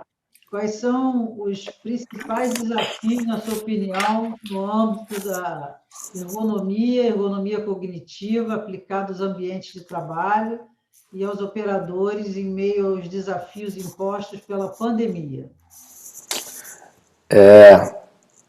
Bem complexo, né? Eu acho que a gente está vivendo uma época extremamente diferenciada, que nem eu falei no início, a gente teve a oportunidade, até que foi com o próprio Gestória, foi onde eu fiz o meu primeiro aporte, né, nessa parte de ensino de pós-graduação, foi criando esse curso de ergonomia para a professora Cláudia, e aí a gente percebeu o seguinte, tá todo mundo no negócio do fique em casa, mas o fique em casa não estava preparado para ficar em casa, então as pessoas começam a entrar numa crise, porque você não tem mais tempo, né? E aí aconteceu uma coisa interessante, que no curso da professora Cláudia, eu queria otimizar mais o trabalho. E aí eu tive uma ideia, que parecia, na ocasião, ser bem interessante, eu fiz o pessoal criar grupos no WhatsApp. E aí um curso que teria que ter um encontro semanal de 4 horas, virou um curso de encontro de 7 dias por semana, qualquer hora do dia o pessoal me procurava, né? Então, de início, deu um estresse, porque as pessoas realmente tinham uma demanda, uma ansiedade para fazer a parte de ergonomia muito grande. E aí eu acredito que eu tenha dado um retorno satisfatório para eles, né? Já teve gente do curso da professora Cláudia que já foi fazer, o César, foi fazer um mestrado, foi aprovado, e muito dessa semente que foi passada nesse curso. A gente passou na disciplina um exercício que o pessoal de início ficou meio assim preocupado, porque o trabalho foi grande, eles tiveram que fazer uma abordagem ergonômica numa empresa, né? E aí tinha gente que estava trabalhando, não estava, então no final, eu acho até que essa disciplina no curso, ela serviu para balizar todo mundo ali em termos do que estava acontecendo na época. Teve até um grupo que fez um trabalho e foi aprovado para ser apresentado, que foi do trabalho em casa, trabalho no escritório em casa, que é mais ou menos essa linha daí. Então, ficou evidenciado várias coisas, que a sua casa não estava preparada para você fazer isso que você estava fazendo, que a sua empresa estava te exigindo muito mais você em casa do que se você tivesse na empresa trabalhando, que a carga de trabalho aumentou assim, em certos aspectos abusivamente, porque você não está mais no ônibus, você não está mais no carro, você está em casa. Então, o telefone e o e-mail e o pessoal te procurando o tempo inteiro. Então, eu acho que a ergonomia, ela vem no sentido de tentar buscar um equilíbrio nesse novo sistema de trabalho. É lógico que as coisas estão sendo todas, como eu falei aqui no início aqui, são muito novas, né? Então, ainda estão sendo pesquisadas ainda na fase. A gente já sabe que tem alguns problemas sérios aí, que já foram discutidos até na própria UFRJ, pelas comissões que foram criadas, né? Já havia algumas atividades que foram acho que desencadeadas pela própria reitoria em respeito ao negócio do trabalho em casa, entendeu? O pessoal da Escola de Engenharia também fez um grupo de auxílio a esse trabalho aí, com os alunos principalmente, onde perguntava às pessoas como é que as pessoas estavam se sentindo, né? E se tinha alguma coisa que podia fazer para poder minimizar esse tipo de problema. Já teve um outro aporte da escola de facilitar os computadores, né? Que foi um programa que vocês criaram há pouco tempo aí. Então eu acho que assim, se cada empresa pensar igual lá as pessoas estão pensando, né? Você consegue minimizar uma série de outros problemas, tá? Eu não sei se eu estou conseguindo responder o que você perguntou, mas basicamente a ergonomia, ela vem no sentido de buscar entender o que está acontecendo. Então acho que em termos de ergonomia, é um desafio muito grande essa mudança de paradigma que a gente está tendo, e você pode ter certeza que não vai voltar a ser nunca mais do jeito que era antes, porque realmente não volta. Eu estou até acreditando, pelas aulas que eu estou ministrando, que eu consigo fazer uma aula muito melhor por EAD do que presencial, não sei, tá? pelo menos os insights que eu estou tendo, principalmente com esse negócio do uso do telefone, porque se você vai numa sala de aula, você está ali 4 horas, acabou a aula, tu vai embora, não tem negócio de troca direta. E esse esquema que a gente está facilitando, do Zoom, do telefone celular, do acesso aos alunos que estão realmente precisando desse aporte, lógico que eu não sei se todo mundo está fazendo isso que a gente faz aqui, mas eu acho que a função do professor é mais ou menos essa, né? Então a mesma coisa é para ergonomia. Se eu estou numa empresa, que eu estou com minhas pessoas em casa, se eu não tiver um olhar delicado com essas pessoas que estão em casa e tentar adaptar aquele posto de trabalho, né? Teve um caso no nosso curso que o nosso colega, ele morava num lugar que não tinha uma internet boa. E aí, não, você tem que acompanhar. O cara, pô, eu não consigo, eu não tenho internet, eu não tenho como pagar essa internet. Então, peraí, vamos tentar minimizar. E aí chegou-se numa situação de consenso e resolveu-se o problema dele. Então, eu acho que agora o pessoal da segurança do trabalho, principalmente, ergonomia, tem que estar muito focado nas pessoas, tá? Eu acho que a gente não pode esquecer de olhar as pessoas com cuidado, no sentido de tentar minimizar os possíveis problemas que podem vir a ser descobertos mais à frente, porque o Newton Richard sempre fala em conscientização, e no outro dia ele estava dando uma palestra, ele falou o seguinte, que a maioria dos problemas de saúde ocupacional são problemas de engenharia. E eu falei, pô, o cara tá certo, realmente, é problema de engenharia, porque de repente aquele processo, aquele projeto foi mal concebido, não foi pensado nas pessoas, né? Ou eu vou gerar um novo produto, mas eu não sei quais são as consequências daquele produto, e às vezes eu vou saber tempos depois. Então, eu acho que a gente tem, realmente, engenheiro, que discutir mais o processo de trabalho, discutir o que a gente está produzindo, quais são as consequências daquilo e juntar, efetivamente, segurança do trabalho e engenharia com medicina. E aí sim, a gente pode ser que esteja criando uma condição melhor para o futuro das nossas atividades e dos trabalhos que a gente desenvolve nas nossas empresas, tá? Não sei se eu respondi. Algumas perguntas vão se completando. Tá. A gestão participativa é uma ação transformadora dentro de uma empresa. Quais seriam as maiores dificuldades de implementação, convencer a alta gestão ou a adesão dos funcionários? Como incentivar? Olha, eu sempre digo o seguinte, convencer funcionário é muito fácil, mas é muito fácil, tá? Convencer a alta direção é que às vezes é um pouco difícil, né? Às vezes não é nem a alta direção, às vezes é a própria chefia, porque quando você faz a gestão participativa, você, como foi aquele meu penúltimo slide, eu tenho que ter uma orelha para escutar as pessoas, né? E eu não posso fazer gestão participativa se eu não tiver paciência de escutar as pessoas, porque aí não vai funcionar. Então a primeira coisa que acontece, que eu vejo como dificuldade, é o próprio gestor, é a primeira pessoa. Então, eu acho que, primeira coisa, a gente tem que começar a deixar de ser chefe e entender que ser líder é melhor que ser chefe. Teve uma coisa também que acontecia muito, que eu percebi, a gente não é obrigado a saber tudo.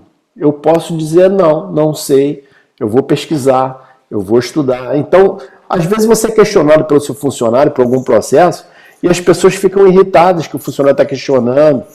Não é. Então a gestão participativa você tem que estar aberto para escutar ideias, você tem que convencer a alta direção, como vocês viram aí no filme do laboratório, e tem outras coisas mais ainda do laboratório, e aconteceu também na Bayer, que o funcionário ele vem com coisas que você nunca ia pensar, tá? Então, muita coisa que aconteceu no laboratório, eu tinha que bater palma pro cara, eu falei, rapaz, você é um gênio, moleque, porque eu nunca ia pensar nisso aí como gerente, nessa solução que você trouxe. Então, por exemplo, a gente tinha que levantar lá uma tubulação de 1,50 m de diâmetro, 60 polegadas, a 5 metros de altura, né?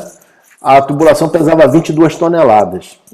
E aí, chegou uma hora lá que a gente estava sem dinheiro para poder contratar carvalhão, aquele negócio todo. E aí a gente fazia a palestra da gestão participativa todo dia de manhã. Eu chegava lá, juntava aqueles 100 e tantos homens no fundo do laboratório e falava, hoje nós temos um problema a tratar aqui. Como é que a gente vai suspender essa tubulação aí? Aí o cara, eu estive vendo um filme ontem lá do Egito, o cara fez lá um aparato que pegava aquela Discovery, tá? Discovery é ensino, cara, tá? Eles veem Discovery, Peãozada vê Discovery. E aí o cara fez um aparato assim, levava, tava não sei quantas toneladas, assim. E eu falei, cara, vou te dar um beijo. Você é um gênio, cara. Então vamos bolar esse aparato aí. Então, sempre tem que ser proativo. A primeira coisa do líder, tem que ser proativo. O cara veio com a ideia, você não vai acordar, então me ajuda aqui. Vem comigo aqui, como é que a gente faz isso? Então, a gente tinha até um slogan lá que é o vem comigo, vem comigo, vem comigo. E aí o vem comigo pegava contágio e todo mundo ficava contagiado, vem comigo, e aí as coisas aconteciam. Então nós montamos lá 380 metros de tubulação linear, com curva cônica, curva de tudo que é de jeito que tu pode imaginar, excêntrica, não sei o quê, transferência, com a galera do laboratório, sendo gestão participativa. Ou seja, eu dei sorte que o meu líder maior, que era o Levi, ele era um cara cabeça aberta, tá entendendo? Então, eu não tinha problema. Eu chegava pro cara, eu falava que eu era o fazedor e ele era o pensador. Levi, eu quero... Ele faz. Então, como é que eu, que tinha um líder que era uma pessoa aberta, não ia ser a mesma coisa com a minha equipe, né? Então, funcionou, entendeu? Então, as coisas funcionam, principalmente quando você dá liberdade das pessoas serem elas mesmas e as pessoas poderem dar as suas ideias. Tinha lógico, tinha ideia que era furada. Mas, às vezes, de uma ideia furada, você tira uma boa ideia. Então, o cara fala uma abobrinha, aquela abobrinha bate no ouvido de um cara que é mais um pouquinho ligado. Não, mas a gente pode fazer desse jeito, assim. Então, para mim, a maior dificuldade que tem, quando a gente fala de gestão participativa, do resultado, é o chefe imediato, que às vezes não quer abrir mão de um poder que não tem poder nenhum, cara. Aquilo ali é uma empresa, você é mandado embora, muda tudo, se ninguém vai morrer se tu sair, né? Ninguém é substituível, eu já cheguei a essa conclusão na minha vida há muito tempo. Você pode fazer falta, mas alguém vai lá e cobre. E aí, o primeiro passo é o líder de equipe, o chefe, e a alta gestão. Lá na Bayer, por exemplo, o diretor industrial ele fez um negócio fantástico. Ele fez um espremedor. Ele pegou a galera de baixo e falou, Carlos Almeida, treina meus funcionários 440 em 5S gestão participativa. E você vai lá no gerente da empresa, lá os top line, e você treina de cima para baixo com o Lean. Então eles vão ter que aprender o Lean, que é o top do final, e o pessoal com 5. E aí você espreme no meio e vai sair um produto bom. E foi o que ele fez. Ele tomava conta das duas pontas, né? Ele ia nos cursos de 5S, acompanhava a abertura e fechamento, e ia nos cursos de Lean com o pessoal do mais alto escalão. E aí deu certo. Ele conseguiu atingir a produção de 2023 em 2017, pô. O cara foi um gênio, entendeu? Ele aproveitou tudo que as pessoas produziram em termos de ideia e aplicou e foi embora para a Alemanha de novo. Ele era alemão, né? Franz Peter, para mim foi o cara assim que eu conheci, que foi o maior gerente, maior gestor, foi esse diretor industrial. E o outro é o Isidro, que era da Mercedes-Benz ali em Juiz de Fora, também que era outro gênio, e foi agora tá trabalhando na Fiat, né? Era diretor da Mercedes e foi para a Fiat. Foi os dois caras que eu encontrei assim como líderes, que realmente tira o chapéu, porque os caras são fora da curva, entendeu? Mas eu acho que em cima é o pior, tá? O funcionário vai fácil. Eu até vou complementar, né, que a gente copia muito as técnicas de gestão que vem de fora, né, que vem muito americanas, né? E isso é um pouco contaminado por outras culturas, né? E a nossa cultura é uma cultura que as pessoas podem até não ter estudado muito, mas elas gostam de participar das ideias. Exatamente, é isso mesmo. Né? Exemplo disso, a gente tem uma obra-prima, o nosso país é reconhecido mundialmente por grandes empreendimentos culturais, né? Como, por exemplo, o Carnaval e uma série de outros empreendimentos culturais maravilhosos, né? De música, teatro, isso. Né?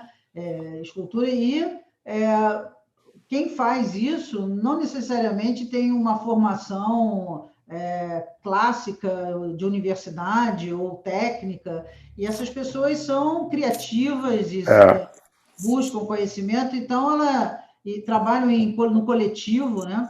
Então, quando a gente vai na área de engenharia e administração e quer trazer aquela hierarquia, muito como os americanos fazem, né? A gente não consegue funcionar adequadamente, né? Então, É a isso gente tem mesmo. que adaptar essas técnicas de gestão à nossa cultura, Isso. que funciona dessa maneira, né? Trabalhando em conjunto e tem que ter essa forma de trabalhar, que é participativamente, né? É isso mesmo. Essa é a forma mais adequada. O Claudinei Silva comentou que, além dos aspectos cognitivos, biomecânicos, organizacionais, psicossociais, existe uma análise mais aprofundada de todo o processo produtivo, com a matriz de riscos, fatores ergonômicos, né? E além da técnica, descreve o programa de gerenciamento de risco, né? Quer dizer, Isso. está só comentando. Uma pergunta, mas... Não é verdade.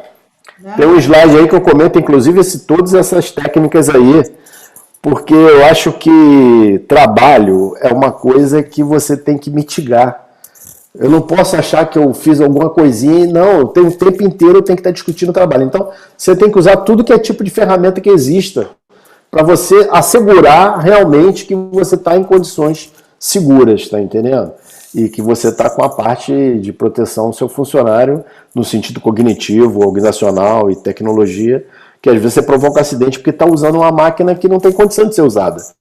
Né? A gente vê muito acontecer, que o cara está pegando lá um traçador, o traçador está com o disco todo arrebentado e o cara continua cortando madeira com aquilo até que aquela porcaria arrebenta e pega nele e machuca. Então, enfim, eu acho que a gente nunca pode estar satisfeito com o que a gente faz. O meu lema é esse. Eu nunca sinto que eu, por exemplo, se eu vou fazer uma apresentação, essa apresentação eu cheguei atrasado na sala, porque nos últimos minutos eu estava revendo a apresentação de novo, né? E já via que tinha um D que passou ali a mais ali. Mas, enfim, o tempo inteiro você tem que estar melhorando, o tempo inteiro você tem que estar observando. E aí essas amostragens que eu falo muito, que às vezes o engenheiro, ele acha que ele não tem que estar lá no campo. Não, eu não tenho que estar lá no campo botando a mão na massa fazendo, não tem. Mas eu preciso saber como acontece lá no campo, lá as coisas lá. E vez por outra eu tenho que fazer uma amostragem, não precisa ser todo dia, mas eu tenho que sair e ver como é que está o negócio, né? Tinha lá no pessoal no laboratório, eu falei assim, não chama Almeida não, né? Porque quando eu ia para poder ver mesmo, entendeu? Eu não ia para lá, não, tá bonitinho não, peraí, vamos ver esse negócio direito aqui. E aí você cria também, com essa abordagem, você cria um rigor no próprio funcionário. Antes de ele mesmo vai poder se fiscalizar. Então, esse processo de conscientização, que o Newton Richa fala, que eu acredito que é o certo, você deixa com que a pessoa seja responsável por ela mesma. Então ele tem que ter responsabilidade da vida dele, do trabalho dele, de estudar. Eu não tenho que ficar o tempo inteiro ali, não é ser patriarca nem nada, não. O negócio é você falar, você tem que fazer e você tem que cobrar a coisa. Então, eu acho que você usa todas as ferramentas. Além disso, você tem que ensinar a sua equipe as ferramentas. Né? Eu tenho um caso interessante lá no laboratório que foi o seguinte. De início, a gente ia para uma sala que a gente chama de sala de seminário, e aí eu ia para o quadro lá, e aí eu queria dar aula de segurança do trabalho para os caras como eu dava na escola. Nada acontecia, que esses caras aprendem diferente, cara. Eles aprendem fazendo, então vou mudar meu jeito de trabalhar a aula deles. Ó, a gente tem um problema na oficina tal, eu queria que vocês fossem lá analisar. Bicho, 5 minutos depois voltava todo mundo, ó, vimos isso, eu bati a palma. Então, a gente às vezes tem que mudar, como a Cláudia falou, a forma de abordar as coisas e deixar as pessoas crescerem, né? A gente tem que dar essa oportunidade das pessoas crescerem, das pessoas estudarem. A gente criou lá uma biblioteca no laboratório, ficava no primeiro andar, tinha um mezanino, e lá no segundo andar desse mezanino tinha uma biblioteca, com tudo que é livro que você podia imaginar. As pessoas colocavam lá, de naval, de engenharia e segurança. Então as pessoas criaram o hábito de estudar. Então a gente precisa fomentar esse hábito nas pessoas de serem responsáveis pelo seu trabalho, de tentarem discutir o seu trabalho, de apresentar as dúvidas, né? E aí você cria realmente um mundo melhor, talvez, tá entendendo? Então, uma outra pergunta, as mudanças foram muito rápidas devido à Covid. Como preparar os funcionários para o trabalho em home office é possível? Quais os suportes que as empresas poderiam dar para auxiliar os seus colaboradores? Olha, a mudança não foi muito rápida, a mudança aconteceu, né? Eu estava viajando e aí em março. Eu cheguei aqui no Brasil, talvez no dia 1, né? E no dia 1, lá fora, quando eu parti de manhã para cá para o Brasil, que cheguei aqui de manhã, já estava proibido de sair lá dos Estados Unidos, inclusive. Então não teve tempo, não teve preparação, gente. Olha só, é uma situação atípica, é uma situação que você tem que analisar caso a caso. Ver o processo, mais uma vez, de que a pessoa faz, olhar o pós-trabalho daquela pessoa, entrar até, de repente, com recurso mesmo para a pessoa poder comprar a cadeira correta para trabalhar, um computador, né? Eu não posso falar o se vira. Quando eu defini lá a tarefa e a atividade, é exatamente isso aí. Se eu chegar para o meu funcionário e falar, fica em casa e se vira, eu estou errado, eu não posso ser assim. Então, eu vou analisar cada cenário que eu estou fazendo, né? E o fica em casa não tem hora extra, né? Você não está pagando hora extra, está pagando nada.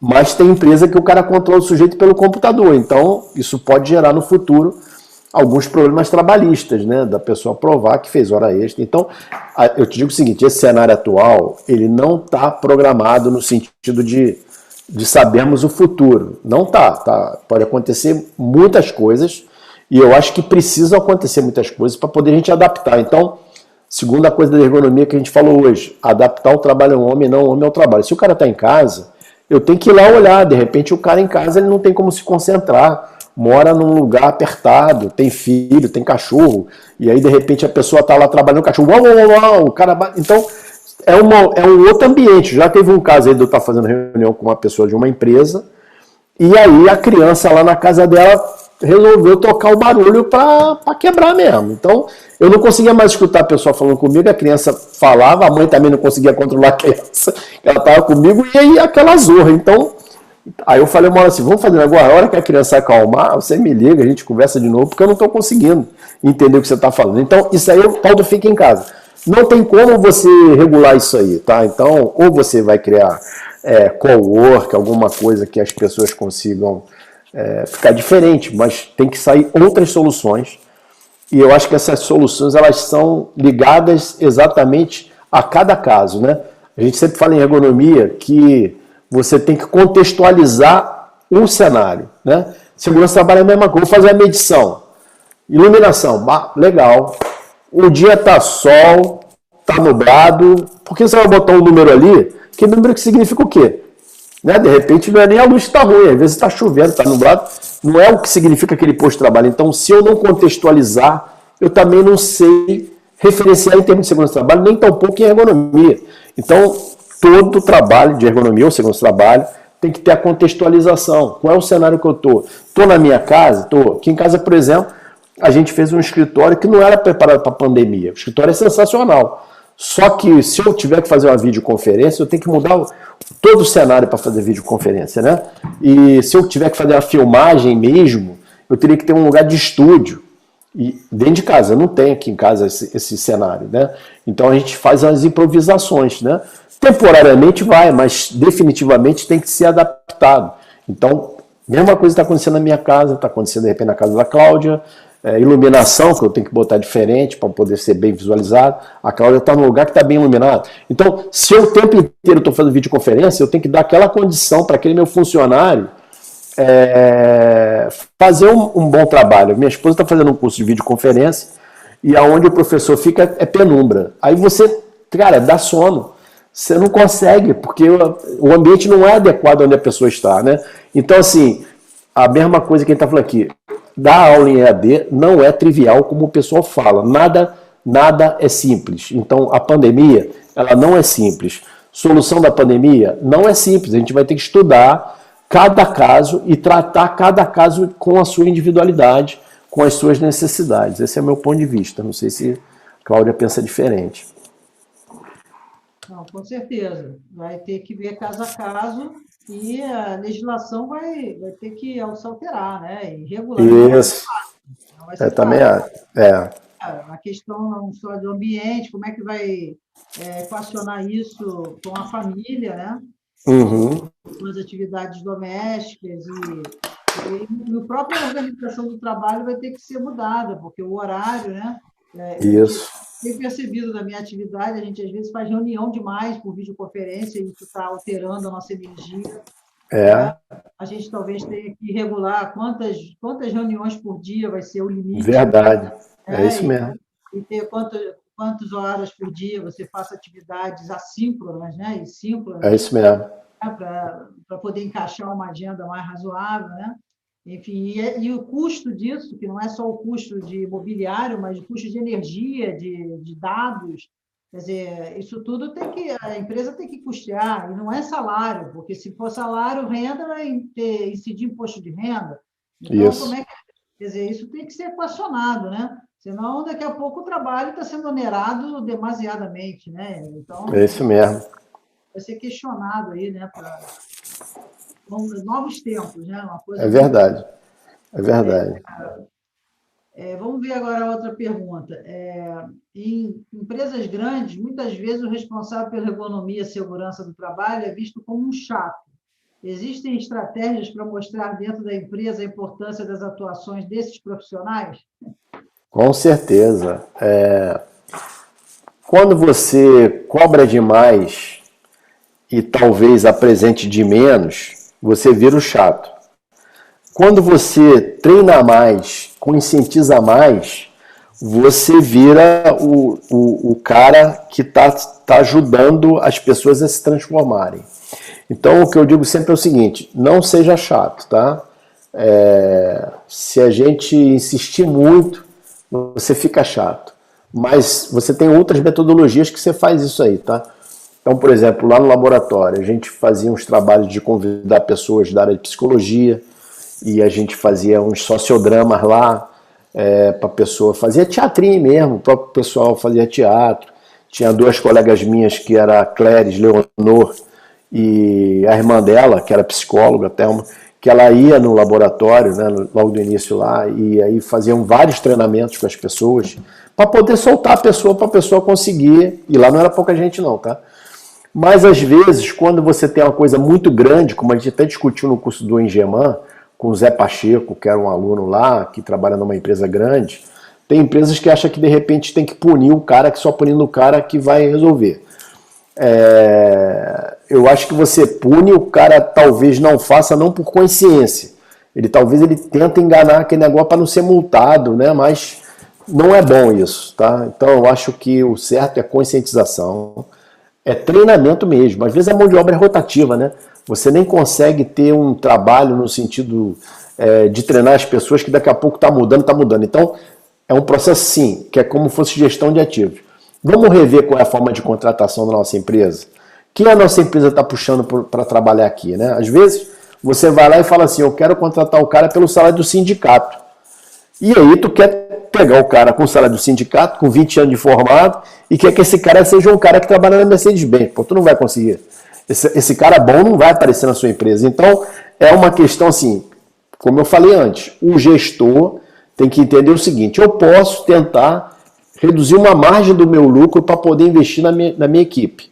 Só que na hora que ele fizer uma pequena redução naquele investimento e investir na equipe dele, o lucro dele vai aumentar, porque as pessoas vão errar menos. Então, a matemática que as pessoas usam, ela está equivocada, no meu entender.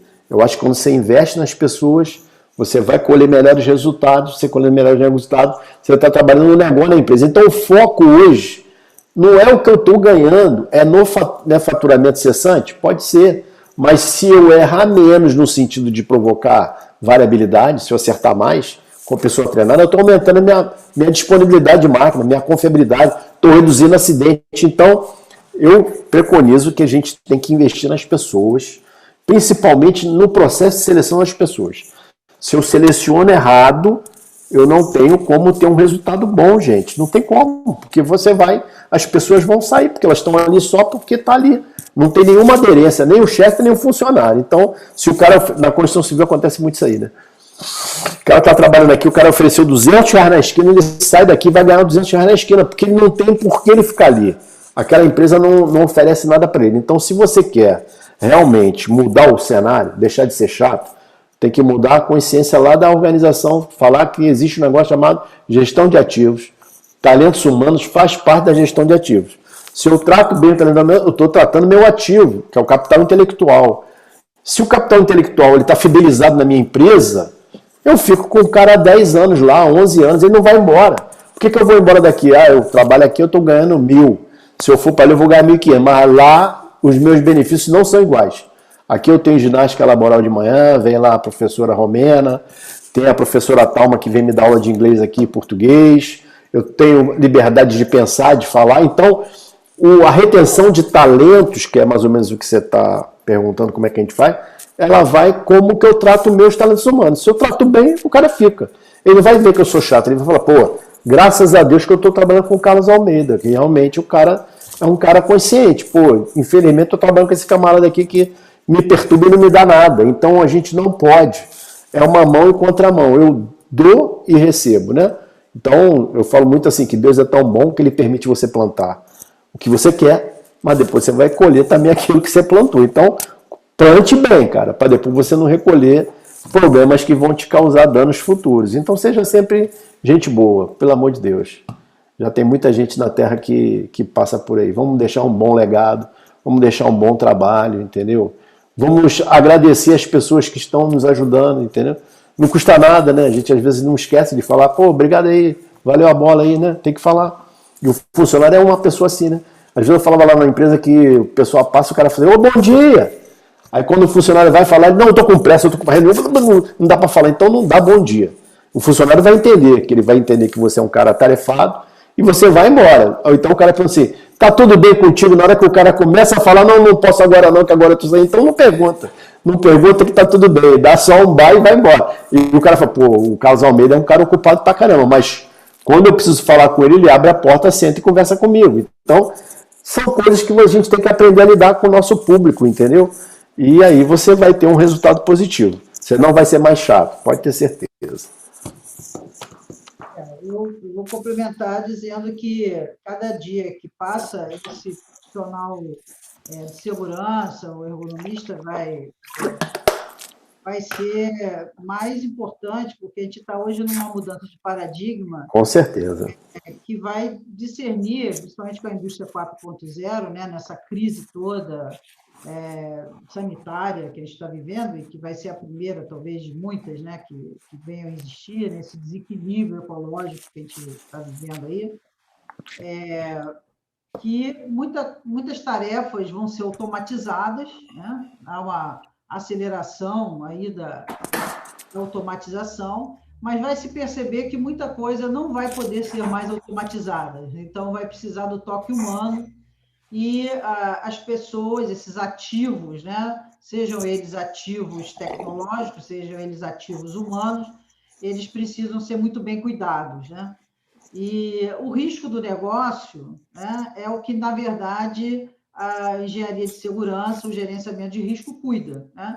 E se o risco do negócio não é bem cuidado, o negócio não acontece. Então, nesses cenários que cada dia que passa são mais turbulentos, o gestor de risco é a pessoa mais importante, né? Então, é isso mesmo. O engenheiro de segurança ele tem que vender isso, né? Que ele, na verdade, ele enxerga o que os outros não enxergam. Isso. Né? Ele percebe os riscos que o gestor da empresa não enxerga, ele olha para a saúde do trabalhador que ele não, para a saúde do próprio trabalhador que ele não enxerga, os problemas de saúde que ele não percebe. Então, ele é um gestor social dentro da empresa, ele é um líder, ele não pode ser visto como um chato, né? Então, ele, quando conquista a confiança, né, e a liderança da empresa, é essa postura que tem que ser diferente. Ele não está ali para cumprir a legislação, isso aí é o de menos, né? Isso aí, essa visão é antiga, né? Isso aí decorre naturalmente, né, se ele implanta uma visão mais proativa, né? E aí a última pergunta até que veio, se a matriz de risco, ou programa de gerenciamento de risco, ou gestão de riscos operacionais são bases introdutórias da análise que envolve o risco ergonômico, isso tudo está integrado, né? É tudo junto. Está tudo junto. Na verdade, essas análises todas, elas se somam para se definir uma estratégia. Isso. Né? Qual é a melhor estratégia que, até do ponto de vista de viabilidade, né? A viabilidade que a empresa vai suportar no tempo, né? Um plano de ação, né? É isso mesmo. Porque vai ter que também respirar a empresa, né? A empresa também tem que respirar economicamente enquanto empresa, né? O Mário Vidal, ele falava um negócio muito interessante. A ergonomia, ela te dá um leque, e segurança do trabalho também, um leque de soluções, de alternativas. Você vai escolher uma delas, ou seja, aquela que mais tem a adaptabilidade à sua situação. Não adianta você querer inventar, você tem que ver, eu consigo pagar isso? Não, então esquece essa. Essa aí é o ótimo, né? O ótimo é inimigo do bom, né? Então vamos para aquela mediana que a gente consegue resolver? Fui, né?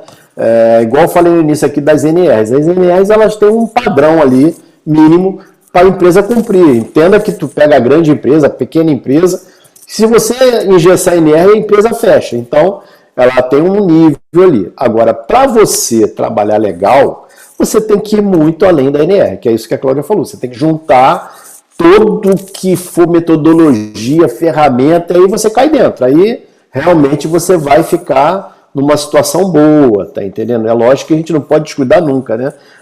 Lá no laboratório aconteceu um negócio interessante. Eu fiz o curso fiz o mestrado, e fui para o doutorado e fiz o segurança do trabalho. Aí comecei a aplicar um monte de ferramentas de segurança do trabalho. Chegou em 2004, que eu terminei o curso contigo, em 2003. Chegou em 2004, eu falei, bom, agora aqui tá ótimo, né? E aí, quando a gente falou tá ótimo, você dá aquela, vou descansar um pouco. Não tem descansar, bicho. Quando a gente descansou, o cachimbo ficou na boca torta e começou a degringolar tudo. Aí eu falei, não, vamos mudar essa forma. Aí a gente continuou de novo. Não tem negócio de parar, não tem negócio de bom. É o tempo inteiro, você tem que estudar, revisitar. E como a Cláudia falou, as coisas elas vão mudando. Se elas vão mudando, se vai melhorando, você vai mudando, transformando aquela gestão de risco que tu fez lá atrás. Então, tem que revisitar de novo. O que eu estou fazendo diferente? Como é que a gente pode ajustar? E o ajuste é constante. Então, por isso que eu falei também que temos que rodar o PDCA o tempo todo. O tempo todo eu estou reavaliando, fazendo auditorias, e aí sim você vai conseguir chegar num ponto legal, entendeu? Eu acho que não tem receita. É trabalhar e trabalhar e trabalhar. Essa é a receita. Almeida, foi ótimo. Vamos encerrar aqui, que a gente já ficou quase 2 horas aqui. Eu vi agora que a gente ficou 2 horas conversando, mas é que esse papo é um negócio assim tão gostoso que se deixar a gente vai até amanhã. Mas, com certeza, eu acho que foi esclarecedor, todo mundo acho que teve uma boa ideia do que é ergonomia e toda a dimensão, desdobramento, né, do que a ergonomia pode chegar e a interface dela com a organização. Agradeço muito a tua participação. Tá? Obrigado. Por ter colaborado conosco. E quem está assistindo, a gente vai ter outros webinários aí na próxima semana. A gente tem um webinar com a Cíntia e com o Umbreiras sobre a legislação, as novas tendências aí da legislação, sobre o Covid, os impactos, né, da pandemia na legislação e na regulação. Então, fiquem ligados aí na divulgação que o gestor vai fazer. Então, boa noite. Obrigada, Almeida, mais uma vez. Nada. Eu que te agradeço pelo convite, que você sabe que eu tenho uma dívida contigo muito grande. Então, sempre à sua disposição. Você sabe disso, né?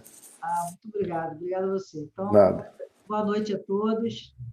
Tá? Obrigado. Obrigado. Nada. Fiquem à vontade. Não deixe de fazer o gestório.